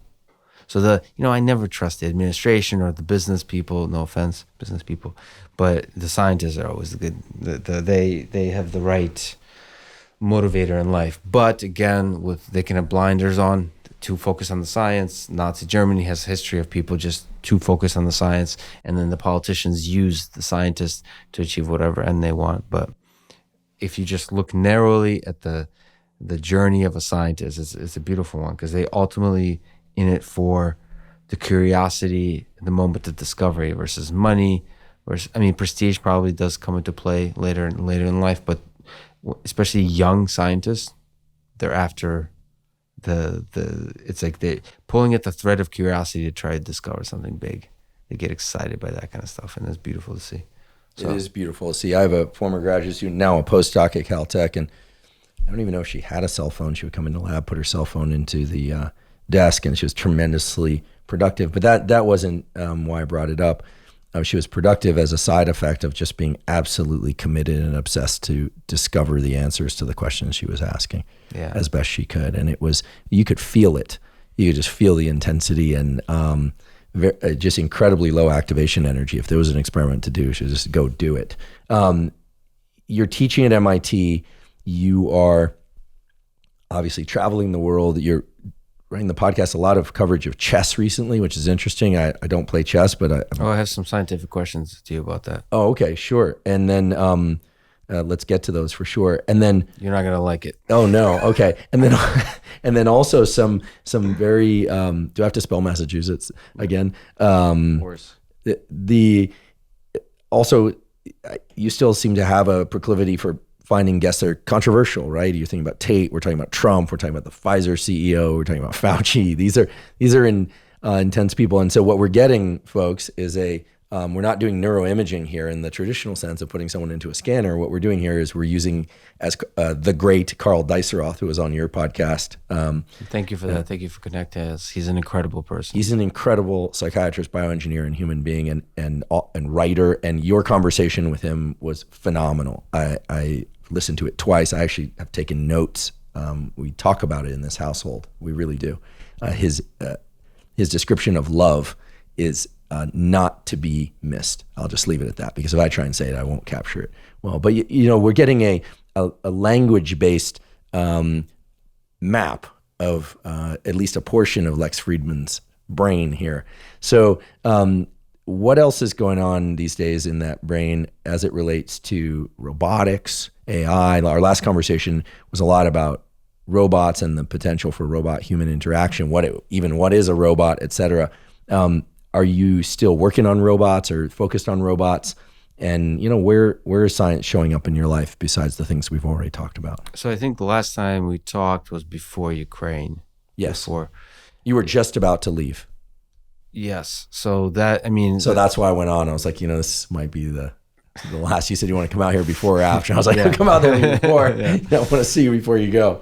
But here you are in the flesh. I think so. A lot of my mind has been occupied, obviously, with that part of the world. But the most of the difficult struggles that I'm still going through is that I haven't launched the company that I want to launch, and the company has to do with AI. I mean, it's maybe a longer conversation, but the ultimate dream is to put robots in every home. But short term, I see their possibility of launching a social media company. And it's a non-trivial explanation why that leads to robots in the home. But it's basically the algorithms that fuel effective social robotics. So robots that you can form a deep connection with. And so I've been building prototypes, but struggling that I don't have, maybe if I were to be critical, the guts to launch a company. Or the time. Well, it's combined. I think you've got the guts. I mean, it's clear if you'll do an interview with the Pfizer CEO and you're considering putting this Tate fellow on your podcast and you've gone to the Ukraine, that you have the guts. It's also it means not doing quite a lot of other things. That's what I mean, but it does take, the thing is, as many people know, when you fill your day and you're busy, that busyness becomes an excuse that you use against doing the things that scare you. A lot of people use family in this way. My wife, my kids, I can't. When in reality, some of the most successful people have a wife and have kids and have families, and they still do it.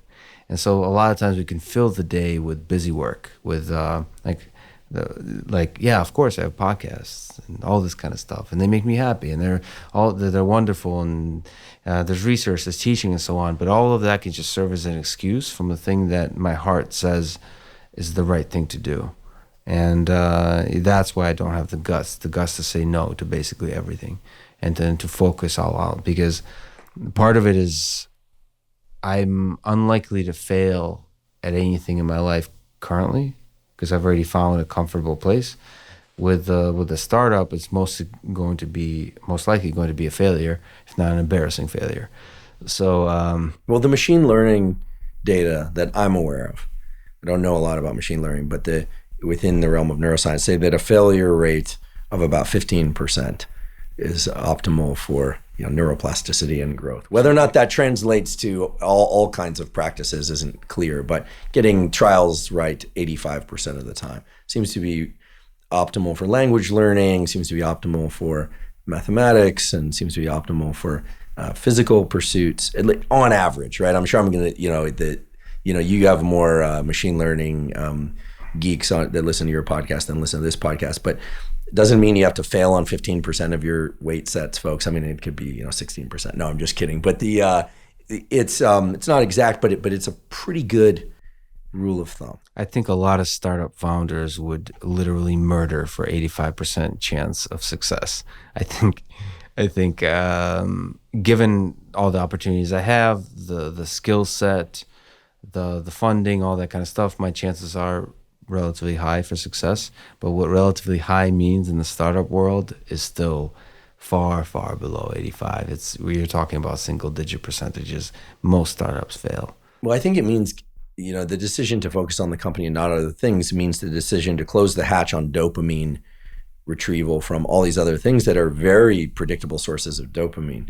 Mm-hmm. Not that everything is dopamine, but dopamine is, I think, the primary chemical driver of motivation. If you know that you can get some degree of satisfaction from scrolling social media or from that particular cup of coffee, that's what you're going to do. That's what you're going to consume, unless you somehow invert the algorithm and you say, it's actually my denial of myself drinking that coffee that's going to be the dopamine, right? Oh, interesting. Then, and that's the beauty of having a forebrain, is that you can make those decisions. This is the essence, I do believe, of what we see of David Goggins. There's much more there. There's a person that none of us know, and only he knows, of course. But the idea that the pain is the source of dopamine, the limbic friction, as I sometimes like to call it, is the source of dopamine. That runs counter to how most nervous systems work. But it's decision based, right? It's not because his musculature is a certain way or his, he had CRISPR or something. It's because he decides that. And I think that's amazing.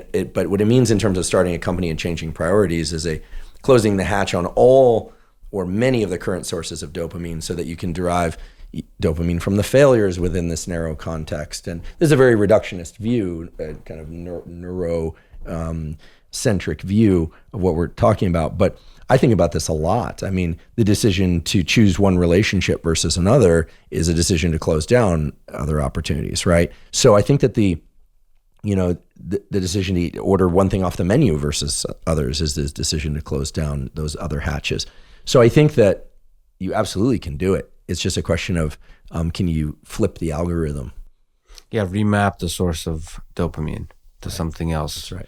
And maybe go out there not to succeed, but make the journey is the destination type thing. But when you're financially vested and your time, and as far as I know, we only get one life, at least on this planet, and you want to spend that wisely, right? And a lot of that, the people that surround you, people are really important. And I don't have people around me that say you should do a startup. It's very difficult to find such people. Is Austin big startup culture right now? It is. Yeah. It is. But it doesn't make sense for me to do a startup. This is what the people that love me my whole life have been telling me. It doesn't make sense what you're doing right now. Just do the thing you were doing previously. Why do I get the sense that because they are saying this, you're apt to go against them? I was never that, unfortunately. Unfortunately, I need, I've talked to people I love, my parents, family, and so on, friends. I'm one of those people that needs unconditional support for difficult things. Like I know myself coaching wise, it's good to, I like, here's how I get coached best. Let's say wrestling. I like a coach that says, you want to win the Olympics? They will not force, like if I say I want to win the gold medal at the Olympics in freestyle wrestling, I want a coach that doesn't blink once and hears me and believes that I can do it, and then is viciously intense and cruel to me on that pursuit. Like, if you want to do this, let's do this. Right? So, but that's support. That, like, that positivity, I'm never, I'm not energized, nor do I see that as love. A person saying, like, basically criticizing that, like saying, like, you're too old to win the Olympic gold medal, right? You're like, all the things you can come up with. That's not helpful to me. And I can't find a dopamine, or I haven't yet, a dopamine source from the haters. Like, basically people that are criticizing you, sort of trying to prove them wrong. It never got me off. Like, it never. Where some people seem to like that. I mean, David Goggins always seems to come out. He seems driven by many sources that he has access. I don't know, because I've never asked him, but if I were to venture a guess, I'd say that he probably has a lot of options inside his head as to how to push through challenge, not just overcome pain, but he'll post sometimes about the fact that, people will say this or people will do this, and and talk about the pushback approach. He'll also talk about the pushback approach that's purely internal, that doesn't involve anyone else. Great versatility there. Yeah, there's literally like a voice he yells at that represents some kind of like devil that wants him to fail, and he's, he calls him bitch and all kinds of things, saying, fuck you, I'm not. There's always like an enemy, and he's going against that enemy. I mean, I wish, maybe that's something, I mean, it's really interesting. Maybe you can remap it this way, so that you can construct, like, that's a kind of obvious mechanism. Construct an amorphous blob that is a hater that wants you to fail, right? That's kind of the David Goggins thing. You're in that blob says you're too weak, you're too dumb, you're too old, you're too fat, you're too whatever, and getting you to want to quit and so on. And then you start getting angry at that blob, and maybe that's a good motivator. I haven't personally really tried that. Well, I've had external, challenge when I was a postdoc, very prominent laboratory. Several prominent laboratories, in fact, were working on the same thing that I was, and I was just a slowly postdoc working on a project pretty independent from the lab I was in. And there was competition, but there was plenty of room for everybody to win. But in my head, and frankly, I won't disclose who this is, and because there was some legitimate competition there, and a little bit of friction, not too much, healthy scientific friction, I might have pushed a few extra hours or more, a little bit. I have to say, it felt metabolizing. It felt catabolic, right? It didn't, I couldn't be sustained by it. And I contrast that with the podcast or the work that my laboratory is doing now, focused on stress and human performance, et cetera. And it's pure love. It's pure curiosity and love. I mean, they're hard days, but there's no adversary in the picture. They're the practical, workings of life. That was the thing that Joe really inspired me on. And people do create adversarial relationships in podcasting, because you get, like, YouTubers do this. They get, they hate seeing somebody else be successful. There's a feeling of like jealousy. And some people even see that as healthy, like, ooh, this, like, Mr. Beast or some of these popular YouTubers. Oh, how do they get 100 million views and I only get 20 views? Well, like, Mr. Beast devoted according to him, his entire life, he's been focused on becoming this massive YouTube channel. Yeah, well, that, he's inspiring in many ways. But, like, there's some people that become famous for doing much less insane pursuit of greatness than Mr. Beast. Like, this, people become famous on social media and so on, and it's easy to be jealous of them. One of the early things I've learned from Joe, just being a fan of his podcast, is how much he celebrated everybody. And maybe I ruined my whole dopamine thing, but I don't get energized by people that become popular in the podcasting space and YouTube. It's awesome. It's all of it is awesome. And I'm inspired by that. But the problem is that's not a good motivator. Inspiration is like, ooh, cool, humans can do this. This is beautiful. But it's not, I'm looking, for a forcing function. That's why I gave away the salary from MIT. I was hoping my bank account would hit zero. That would be a forcing function to be like, oh shit. And and you're not allowed to have a normal job. So I wanted to launch, and then the podcast becomes, a source of income. And so it's like, God damn it. Yeah. Well, and here I have to confess my biases. You are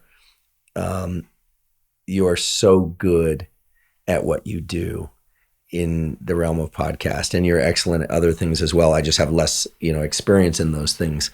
I know here I'm taking the liberty of speaking for many, many people and just saying I sure as hell hope you don't shut down the podcast, but as your friend and as somebody who cares very deeply about your happiness and your deeper satisfaction, if it's in your heart's heart to do a company, well then, damn it, do the company.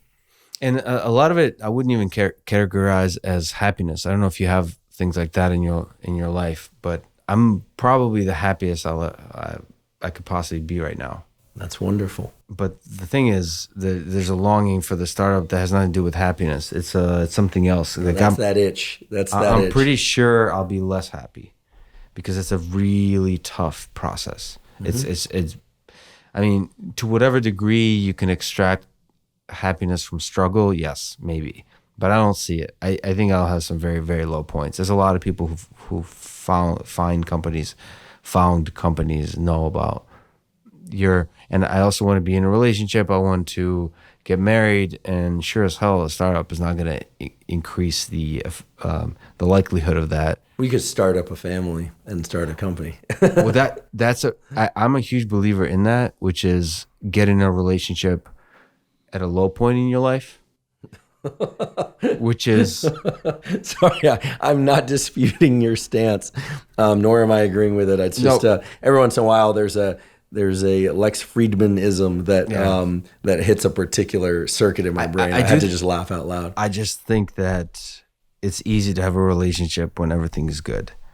The relationships that become strong and are tested quickly are the ones when shit is going down. Well, then there's hope for me yet.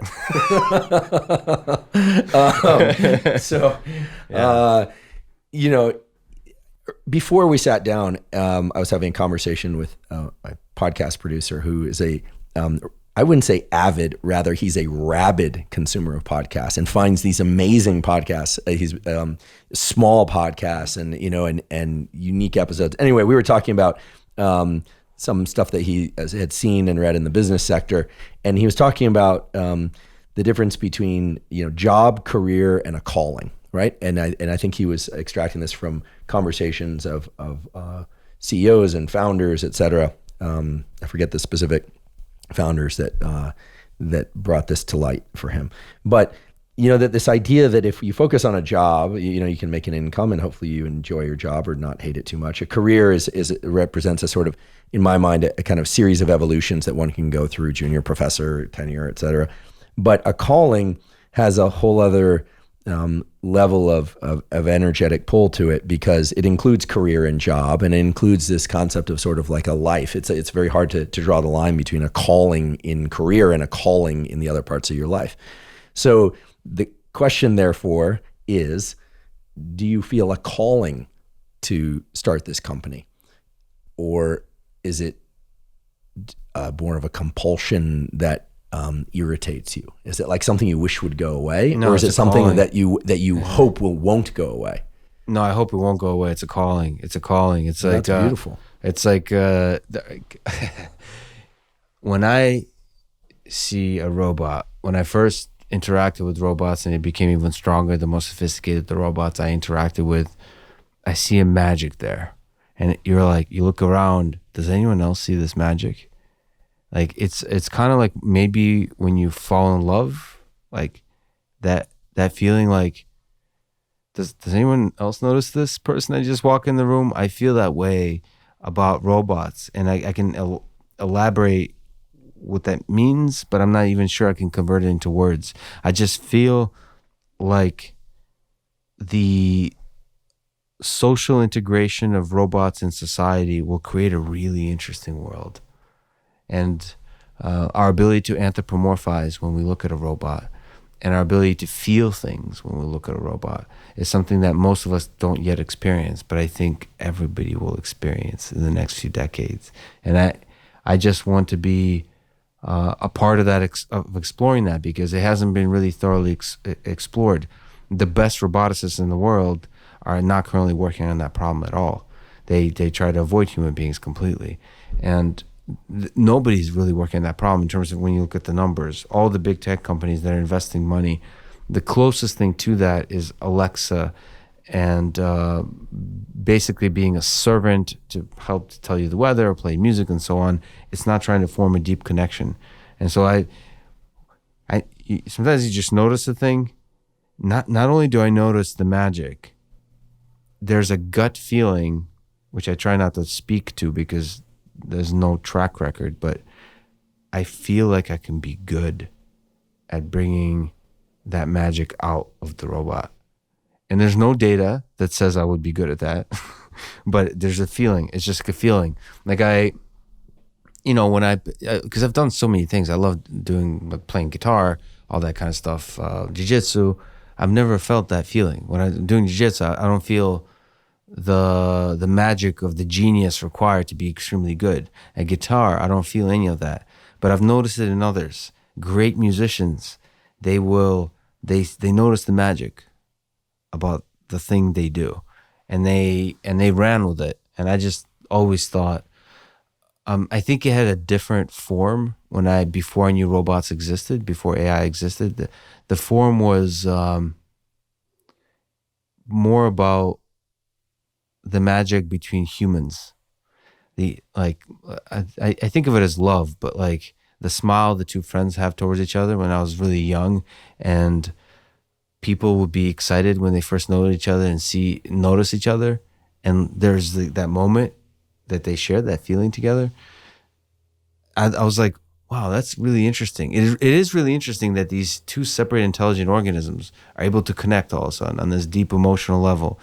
It's like, it's just beautiful to see. And I noticed the magic of that. And then when I started programming period, but then programming AI systems, you realize, that's not just between humans and humans. That could be humans and other entities, dogs, cats, and robots. And for some reason, it hit me the most intensely when I saw robots. And so, yeah, it's like a calling, but it's a calling that I can just enjoy the vision of it, the vision of a future world, of an exciting future world that's full of cool stuff, or I can be part of building that. And being part of building that means doing the hard work of capitalism, which is like raising funds from people, which for me right now is the easy part, and then hiring a lot of people. I don't know how much you know about hiring, but hiring excellent people, yeah, that will define the trajectory of not only your company but your whole existence as a human being, and building it up, not failing them because now they all depend on you, and not failing the world with an opportunity to bring something that brings joy to people. And like all that pressure, just nonstop fires that you have to put out, the drama, the having to work with people you've never worked with, like lawyers and the human resources and supply chain, and like, because this is very compute heavy, the compute infrastructure, managing security, cybersecurity, is because you're dealing with people's data. So now you have to understand not only the cybersecurity of data and the privacy, how to maintain privacy correctly with data, but also the psychology of people trusting you with their data. And how if you look at Mark Zuckerberg and Jack Dorsey and those folks, they seem to be hated by a large number of people. Jack seemed, I didn't. Much less so, yes. I always think of Jack as a loved individual, but Well, you have a very positive view of the world. I like yes. Jack a lot, and I like his mind. And someone close to him described him to me recently as he's an excellent listener. That's what they said about Jack, and that's my experience of him too. Very private person, so we'll leave it at that. But listen, I think Jack Dorsey is one of the greats of our of the last 200 years, and is just much quieter about his stance on things than a lot of people. But much of what we see in the world that's wonderful, I think we owe him a debt of gratitude. I'm just voicing my stance here, but the person. This is really important. Yeah, a wonderful person, a brilliant person, a good person, but you still have to pay the price of making any kind of mistakes as the head of a company. Mm-hmm. You don't get any extra bonus points for being a good person. But his willingness to go on Rogan and deal directly and say, I don't know an answer to that in some cases, but to deal directly with some really challenging questions, to me, earned him tremendous respect. Yes. As an individual, he was still part of him. So you've said, and I love Jack too, and I interact with him often. Yeah, he's been on your podcast. Yes. But he's also part of a system, as we talked about. And I would argue that Jack shouldn't have brought anyone else with him on that podcast. If you go, that's right. He had a cadre of he had I guess the head legal with him, and also it requires a tremendous amount of skill to go on a podcast like Joe Rogan and be able to win over the trust of people by being able to be transparent and communicate how the company really works. Because the more you reveal about how social media company works, the more you open up for security, the vector of attacks increases. Also, there's a lot of difficult decisions in terms of censorship and not that are made, that if you make them transparent, you're going to get an order of magnitude more hate. So you have to make all those kinds of decisions. And I think that's one of the things I have to realize is you have to take the that avalanche of potentially hate if you make mistakes. Well, you have a very clear picture of this architecture of what's required in order to create a company. Of course, there's division of labor too. I mean, you don't have to do all of those things in detail, but finding people that are excellent to do to run the critical segments is obviously key. I'll just say what I said earlier, which is if it's in your heart's heart to start a company, if that indeed is your calling, and it sounds like it is, then I can't wait. Does a heart have a heart? I don't know. What's that expression even mean? Probably not. In my lab at one point, early days, we worked on cuttlefish, and they have multiple hearts, and they pump green blood. Believe it or not, very fascinating animal. Speaking of hearts and green blood, earlier today, before we sat down, I solicited for questions on Instagram in a brief post. So, you want to look at some of them? Yes, let's take these in real time. My podcast team is always teasing me that I never have any charge on my phone. I'm one of these people that likes to run in the yellow or whatever it is. An iPhone? On the phone. Yeah. It's funny how always the iPhone people are out of battery. I just got a new one. So weird. I mean, this one has plenty of battery. I just got a new one, so I have different numbers for different things, personal and work, etc. I'm trying that now. All right, get into the. I have a chess thing too to mention to you. Oh yes, please. Will I insult you if I look up these questions as you ask me? Okay. No, but I will insult you by asking this question because I think it's hilarious. So there's been a controversy about cheating. Okay. Where Hans Niemann, who's a 2700 player. Oh yeah, I saw that cheating. Clip on your Clips channel. Mm-hmm. By the way, I love your Clips channel, but I listen to your full channel. The big accusation is that he cheated by having. I mean, it's half joke, but it's starting getting me to wonder whether so that you can cheat by having vibrating anal beads, so you can send messages to. Well, let's rephrase that statement. Not you can, but one can. One can. Yeah, one can. Thank you. That was a personal attack, yes, but it made me realize. I mean, I'm just gonna adjust myself in my seat here. I use it all the time for podcasting to send myself messages to remind myself of notes. But it's interesting. I mean, I'm not going to call you again. Yeah, that's exactly where I keep my phone. It did get me down this whole rabbit hole of, well, how would you be able to send communication in order to cheat in different sports? I mean, that doesn't even have to do with chess in particular, but it's interesting in chess and poker that there's mechanisms sort of modern day where you're streaming live the competition, so people can watch it on TV. If they can only send you a signal back, they, you know, it's just like a fun little thing to think about, and if it's possible to pull off. So I wanted to get your scientific evaluation of that technique. To cheat using some sort of interoceptive device. Vibrating of some kind, yeah. Well, or no, that's one way to send signals, is like Morse code, basically. Yeah, so I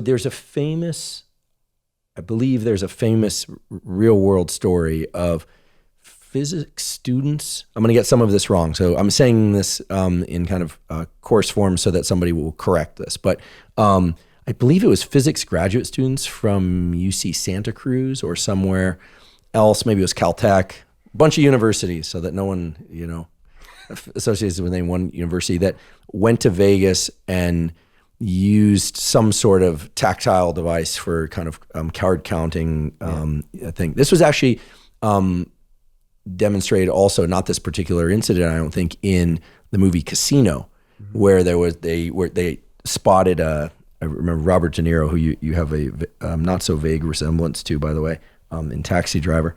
God, I wish I had a De Niro impression right now. Travis Bickle.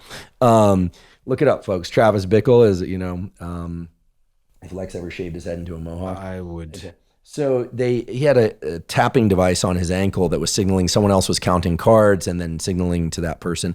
So yeah, that could be done in the tactile way. It could be done, obviously, earpieces, if it's deep earpiece. I think that there are ways that they look for that. Certainly any kind of vibrational device in whatever orifice, provided someone could pay attention to that while still playing the game.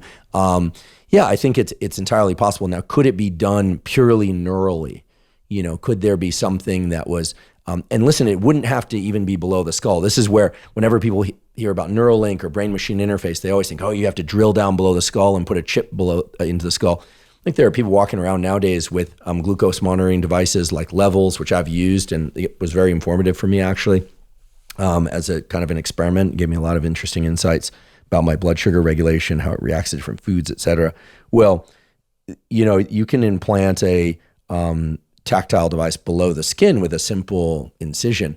Actually, one of the neurosurgeons at Neuralink, I know well because he came up at some point through my laboratory and was at Stanford, and he actually has put in a radio receiver in his hand, and his wife has it too, and he can open locks of his house and things like that. So he's been under the skin? Under the skin. You know, you can go how to does that work? So how do you a piercer? You go to a body piercer type person, and they can just slide it under there, and it's got a battery life of something, and you know, some fairly long duration. But how do you experience the tactile, the haptics of it? Oh no, that just allows him to open certain locks with just his hand. But you could easily put some sort of tactile device in there. But does it have to connect to the nerves, or is it just vibration? No, just vibration, and you know, and you can probably sense it even if it's under the skin. Yeah, and it can be Bluetooth linked. I mean, you know, I've seen there's a engineering laboratory at the University of Illinois, Champaign, Urbana, that's got an amazing device which is about the size of a Band-Aid. It goes on the clavicles, and it uses sound waves pinged into the body to measure cavitation. Now think about this for a moment. This is being used in the military where, let's say, you're leading an operation or something, people are getting shot at, and on a laptop you can see where the bullet entry points are. Are people dead? Are they bleeding out? You know, at entry exit points. You can get, take it out of the battlefield scenario, you can get breathing, body position 24 hours a day. There's so much that you can do looking at cavitation. So these same sorts of devices on 12-hour Bluetooth could be used to send all sorts of signals. Maybe every time you're supposed to hold your hand. I'm not a good gambler, so I only play roulette when I go to Vegas because you just long, boring, and you know, games. But you get some good mileage out of each run usually.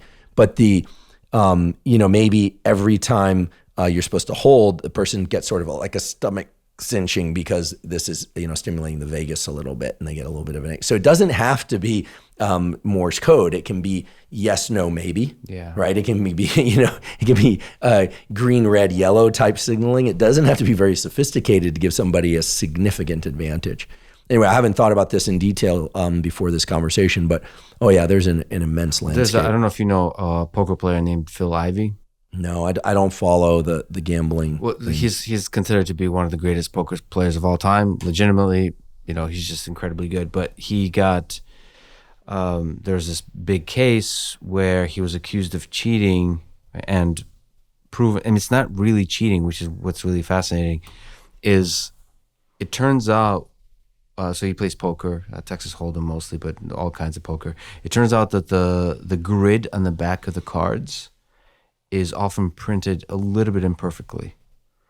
And so you can use the asymmetry of the imperfections to try to figure out certain cards. So if you play and you remember that a certain card is like, I think the 8 in that deck that he was accused of, an 8 and 9, or slightly different symmetry-wise. So he can now ask the dealer actually to rotate it to check the symmetry. So you would ask the dealer to rotate the card to see that to detect the asymmetry of the back of the card. And now he knows which cards are 8s and 9s, or likelier to be 8s and 9s. And he was using that information to play poker and win a lot of money, but it's just a slight advantage. And his cases, and in fact the judge found this, that he's not actually cheating, but it's not right. You can't use this kind of extra information. So it's fascinating. You can discover these little holes in games if you pay close enough attention. Yeah, it's fascinating, and I think that I did watch that clip about the potential of a cheating event in chess, and the fact that a number of chess players admit to cheating at some point in their career, and very, very interesting. Well, it was online, so online cheating is easier, right? Mm-hmm. When you're playing online cheating in a game where the machine is much better than the human, it's very difficult to prove that you're human. And that applies, by the way, another really big thing is in social media, the bots. If you're running a social media company, you have to deal with the bots. And they become one of the really exciting things in machine learning and artificial intelligence to me is the very fast improvement of language models. So neural networks that generate text, then interpret text, that generate from text images and all that kind of stuff. But you're now going to create incredible bots that look awfully a lot like humans. Well, at least they're not going to be those crypto bots that seem to populate my comment section when I post anything on Instagram. I actually delete those, even though they add to the comment roster, and if they bother me so much. Yeah. I spend at least 10-15 minutes on each post just deleting those. I don't know what they need to do, but I'm not interested in those whatever it is they're offering. Speaking of non-bots, I'm going to assume that all the questions are not from bots. There are a lot of questions here, more than 10,000 questions. Goodness. I'll just take a few working from top to bottom.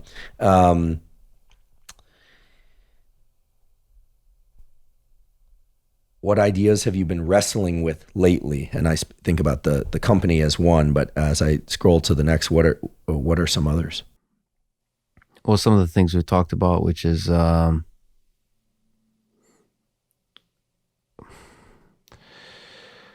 the ideas of how to understand what is true about a human being, how to reveal that to a conversation, how to challenge that properly, that it leads to understanding, not derision. So that applies to everybody from Donald Trump to Vladimir Putin.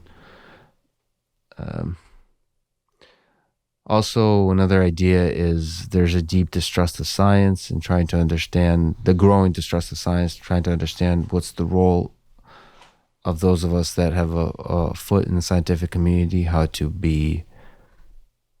regain some of that trust. Also, there's as we talked about, the how to find and how to maintain a good relationship. I mean, that's really been. I've never felt quite as lonely as I have this year with Ukraine. It's just like so many times I would just lay there and just feeling so deeply alone because I felt that my home not my home like literally, because I'm an American. I'm a proud American. I'll die an American. But my home, in the sense of my generationally, my family's home is now has been changed forever. There's no more being proud of being from the former Russia or Ukraine. It's now a political message to say, if to show your pride. And so it's been extremely lonely. And within that world, with all the things I'm pursuing, how do you find a successful relationship? That's been tough. But obviously, and there's a huge number of technical ideas with a startup of like, how the hell do you make this thing work? Well, the relationship topic is one we talked a little bit about, and last time we touched on in a little bit more detail. We're going to come back to that. So I've made a note here. What or who inspired Lex, you, to wear a suit every time you podcast? That's a good question. I don't know the answer to that. So there's two answers to that question. One is a suit, and two is a black suit and black tie. Because I used to have more variety, which is like it was always a black suit, but I would sometimes do a red tie and a blue tie. But that was mostly me trying to fit into society, because like varieties, you're supposed to have some variety. What inspired me is at first was a general culture that doesn't take itself seriously in terms of how you present yourself to the world. So in academia, in the tech world, just at Google, everybody was wearing like pajamas and like very relaxed in the tech. I don't know how it is in the science, in the like chemistry, biology, and so on. But in computer science, everybody was like very relaxed in terms of the stuff they wear. So I wanted to try to really take myself seriously and take every single moment seriously and everything I do seriously. And the suit made me feel that way. I don't know how it looks, but it made me feel that way. And I think in terms of people I look up to that wore a suit that made me think of that is probably Richard Feynman. I see Such a wonderful human being. I see him as like the epitome of class and humor and brilliance. And, obviously I can never come close to that kind of, be able to simply explain really complicated ideas and to have humor and wit, but definitely aspire to that. And then there's just the, Mad Men, that whole era of the 50s, the classiness of that. There's something about a suit that both removes the importance of fashion from the character. You see the person. I think, I forgot who said this, might be like Coco Chanel or somebody like this, is that, you wear a shabby dress and everyone sees the dress. You wear a beautiful dress and everybody sees the woman. So in that sense, I always, hopefully I'm quoting that correctly, but sounds good. I think there's a sense in which a simple, classy suit allows people to focus on your character and then do so like with the full responsibility of that. Like, this is who I am. Yeah. I love that. And I love what you said just prior to that. My father, who again is always asking me why I don't dress formally like you do, always said to me growing up, if you overdress slightly, at least people know that you took them seriously. So it's a sign of respect for your audience too, in my eyes. Someone asked, is there an AI equivalent of psychedelics? And I'm assuming they mean, is there something that machines can do for themselves in order to alter their neural circuitry through unconventional activation patterns? Yes, obviously. Well, I don't know exactly how psychedelics work, but you can see that with all the diffusion models now, with DALL-E and stable diffusion that generates from text art. And it's basically a small injection of noise into a system that has a deep representation of visual information. So it's able to convert text to art, introducing uncertainty into that, noise into that. That's kind of maybe, I could see that as a parallel to psychedelics, and it's able to create some incredible things. From a conceptual understanding of a thing, It can create incredible art that no human, I think, could have at least easily created through a bit of introduction of randomness. Randomness does a lot of work in the machine learning world. Just enough. There are a lot of requests of you for relationship, a lot of requests about statistics about you, data about you specifically. Flipping past those, what was the hardest belt to achieve in jiu-jitsu? I would have assumed the black belt, but is that actually true?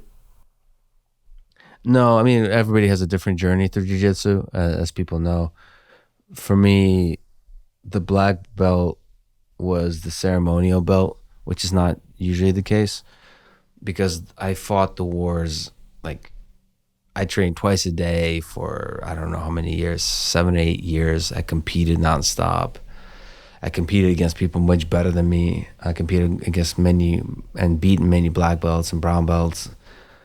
I think for me personally, the hardest belt was the brown belt, because for people who know jiu-jitsu, the size of tournament divisions for blue belts and purple belts is just humongous. Like Worlds, when I competed at Worlds, it was like 140 people in a division, which means you have to win, I forget how many times, but 7, 8, 9 times in a row to medal. And so I just had to put in a lot of work during that time. And especially for competitors, instructors usually really make you earn a belt. So to earn the purple belt was extremely difficult. And then to earn the brown belt means I had to compete nonstop against other purple belts, which are young. You're talking about, like, the people that usually compete are like 23, 24, 25-year-olds. They're like shredded, incredible cardio. They can, for some reason, are in their life worth, they can, no kids, nothing. They can dedicate everything to this pursuit. So they're training 2, 3, 4 times a day. Diet is on point. You're going, and for me, because they're usually bigger and taller than me and just more aggressive, actual good athletes. Yeah, I had to go through a lot of wars to earn that brown belt. But then I got to try this jiu-jitsu thing. Yeah, you should. But it's different. I try. I did the one class, but I really want to embrace it. As you know, many pursuits like jiu-jitsu are different. If you do it in your 20s and 30s and later, it's like it's a different. You can have a bit of an ego in your 20s. You can have that fire under you, but you should be sort of more Zen-like and wise and patient later in life. Well, one would hope. That's the wisdom. Well, I think Rogan is still a meathead. He still goes hard and crazy, and he's still super competitive on that. So some people can, and Jocko is somebody like that. Well, whatever they're doing something right, because they're still in it, and that's super impressive. There were far too many questions to ask all of them, but several, if not many, asked a highly appropriate question for where we are in the arc of this discussion. And this is one, admittedly, that you ask in your podcast all the time, but I get the great pleasure of being in the question asker seat today. And so what is your advice to young people? So I just gave a lecture at MIT, and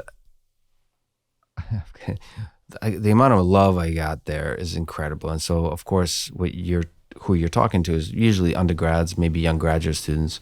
And so one person did ask for advice as a question at the end. I did a bunch of Q&A. So my answer was that the world will tell you to find a work-life balance, to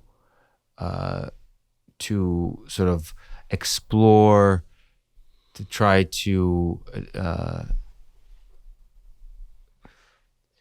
try different fields to see what you really connect with, variety, general education, all that kind of stuff. And I said, in your 20s, I think you should find one thing you're passionate about and work harder at that than you worked at anything else in your life. And if it destroys you, it destroys you. That's advice for in your 20s. I don't know how universally true that advice is, but I think at least give that a chance. Like real sacrifice towards a thing you really care about and work your ass off.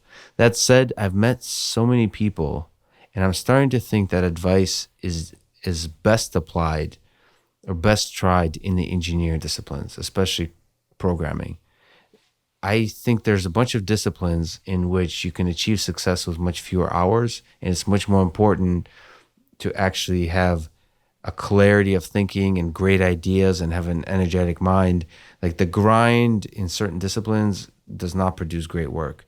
I just know that in computer science and programming, it often does. Some of the best people ever that have built systems, have programmed systems, are usually like the John Carmack kind of people that drink soda, eat pizza, and program, 18 hours a day. So I don't know, actually. You have to, I think, really go discipline specific. So my advice applies to my own life, which has been mostly spent behind a computer. And for that, you really, really have to put in the hours. And what that means is essentially it feels like a grind. I do recommend that you should at least try it in your own. That if you interview some of the most accomplished people ever, I think if they're honest with you, they're going to talk about their 20s as a journey of a lot of pain and a lot of really hard work. I think what really happens, unfortunately, is a lot of those successful people later in life will talk about work-life balance. They'll say, you know what I learned from that process is that it's really important, to get like sun in the morning, to have health, to have good relationships, hire and friends. a chef. Yeah, sure, exactly. But like, I think those people have forgotten the value of the journey they took to that lesson. I think work-life balance is best learned the hard way. My own perspective. There's certain things you can only learn the hard way, and so you should learn that the hard way. Yeah, so that's definitely advice. And I should say that I admire people that work hard. If you want to get on my good side, I think are the people that give everything they got towards something. It doesn't actually matter what it is, but towards achieving excellence in a thing. That's the highest thing that we can reach for as human beings, I think, is excellence at a thing. I love it. Well, speaking of excellence at a thing, whether or not it's teaching at MIT or the podcast or the company that resides in the near future that you create, I once again am speaking for an enormous number of people that, excellence and hard work certainly are woven through everything that you do. Every time I sit down with you, I begin and finish with such an immense feeling of joy and appreciation and gratitude. And it wouldn't be a Lex Fridman podcast, or in case of a Lex Fridman being a guest on a podcast, if the word love weren't mentioned at least 10 times. So the feelings of gratitude for all the work you do, for taking the time here today to share with us what you're doing, your thoughts, your insights, your what you're perplexed about, and what drives you and your callings. Can I read a poem? Yes, please. He was trying to cut me off, folks. That was getting a little long. No. This is, I was thinking about this recently. It's one of my favorite Robert Frost poems. And because I wrote several essays on it, as you do, because I think it's a popular one that's read. And so essays being like trying to interpret poetry. And it's one that sticks with me in both its calm beauty, but in the seriousness of what it means. Because I ultimately think it's so stopping by woods on a snowy evening. I think it's ultimately a human being, a man asking the old Sisyphus, the old Camus question of why live. I think this poem, even though it doesn't seem like it, is a question of a man contending with suicide and choosing to live. Whose woods these are, I think I know. His house is in the village, though. He will not see me stopping here to watch his woods fill up with snow. My little horse must think it queer to stop without a farmhouse near, between the woods and frozen lake, the darkest evening of the year. He gives his harness bells a shake to ask if there's some mistake. The only other sounds the sweep of easy wind and downy flake. The woods are lovely, dark and deep, but I have promises to keep, and miles to go before I sleep, and miles to go before I sleep.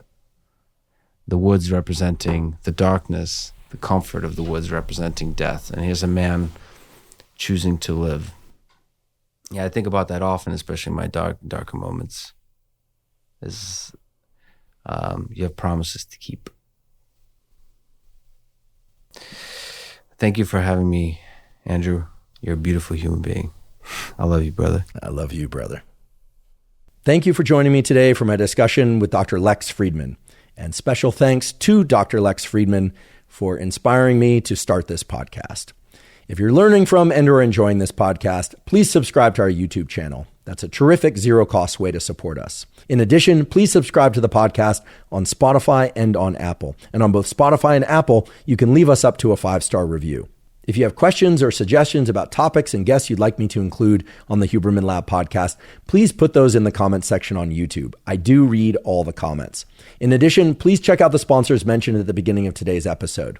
That's the best way to support this podcast. During today's episode, we did not discuss supplements, but on many previous episodes of the Huberman Lab podcast, we do discuss supplements. Because while supplements aren't necessary for everybody, many people derive tremendous benefit from them for things like enhancing sleep and focus and hormone augmentation and so forth. The Huberman Lab podcast has partnered with Momentous supplements because they are of the very highest quality and they ship internationally. In addition to that, they have single ingredient formulations that allow you to devise the supplement regimen that's most effective and most cost effective for you. If you'd like to see the supplements discussed on the Huberman Lab podcast, please go to livemomentous.com/Huberman. If you haven't already signed up for the Huberman Lab podcast zero cost neural network newsletter, we invite you to do so. It's a monthly newsletter that has summaries of podcast episodes and various protocols distilled into simple form. You can sign up for the newsletter by going to hubermanlab.com, go to the menu and look for newsletter. You supply your email, but we do not share it with anybody else. And as I mentioned before, the newsletter is completely zero cost. And if you're not already following us on social media, we are Huberman Lab on Instagram, Huberman Lab on Twitter, and Huberman Lab on Facebook. And at all of those sites, I provide science and science-related tools for mental health, physical health, and performance, some of which overlap with information covered on the Huberman Lab podcast, but often which is distinct from information covered on the Huberman Lab podcast. So again, that's Huberman Lab on Instagram, Twitter, and Facebook. Thank you again for joining me for the discussion with Dr. Lex Fridman. And as always, thank you for your interest in science.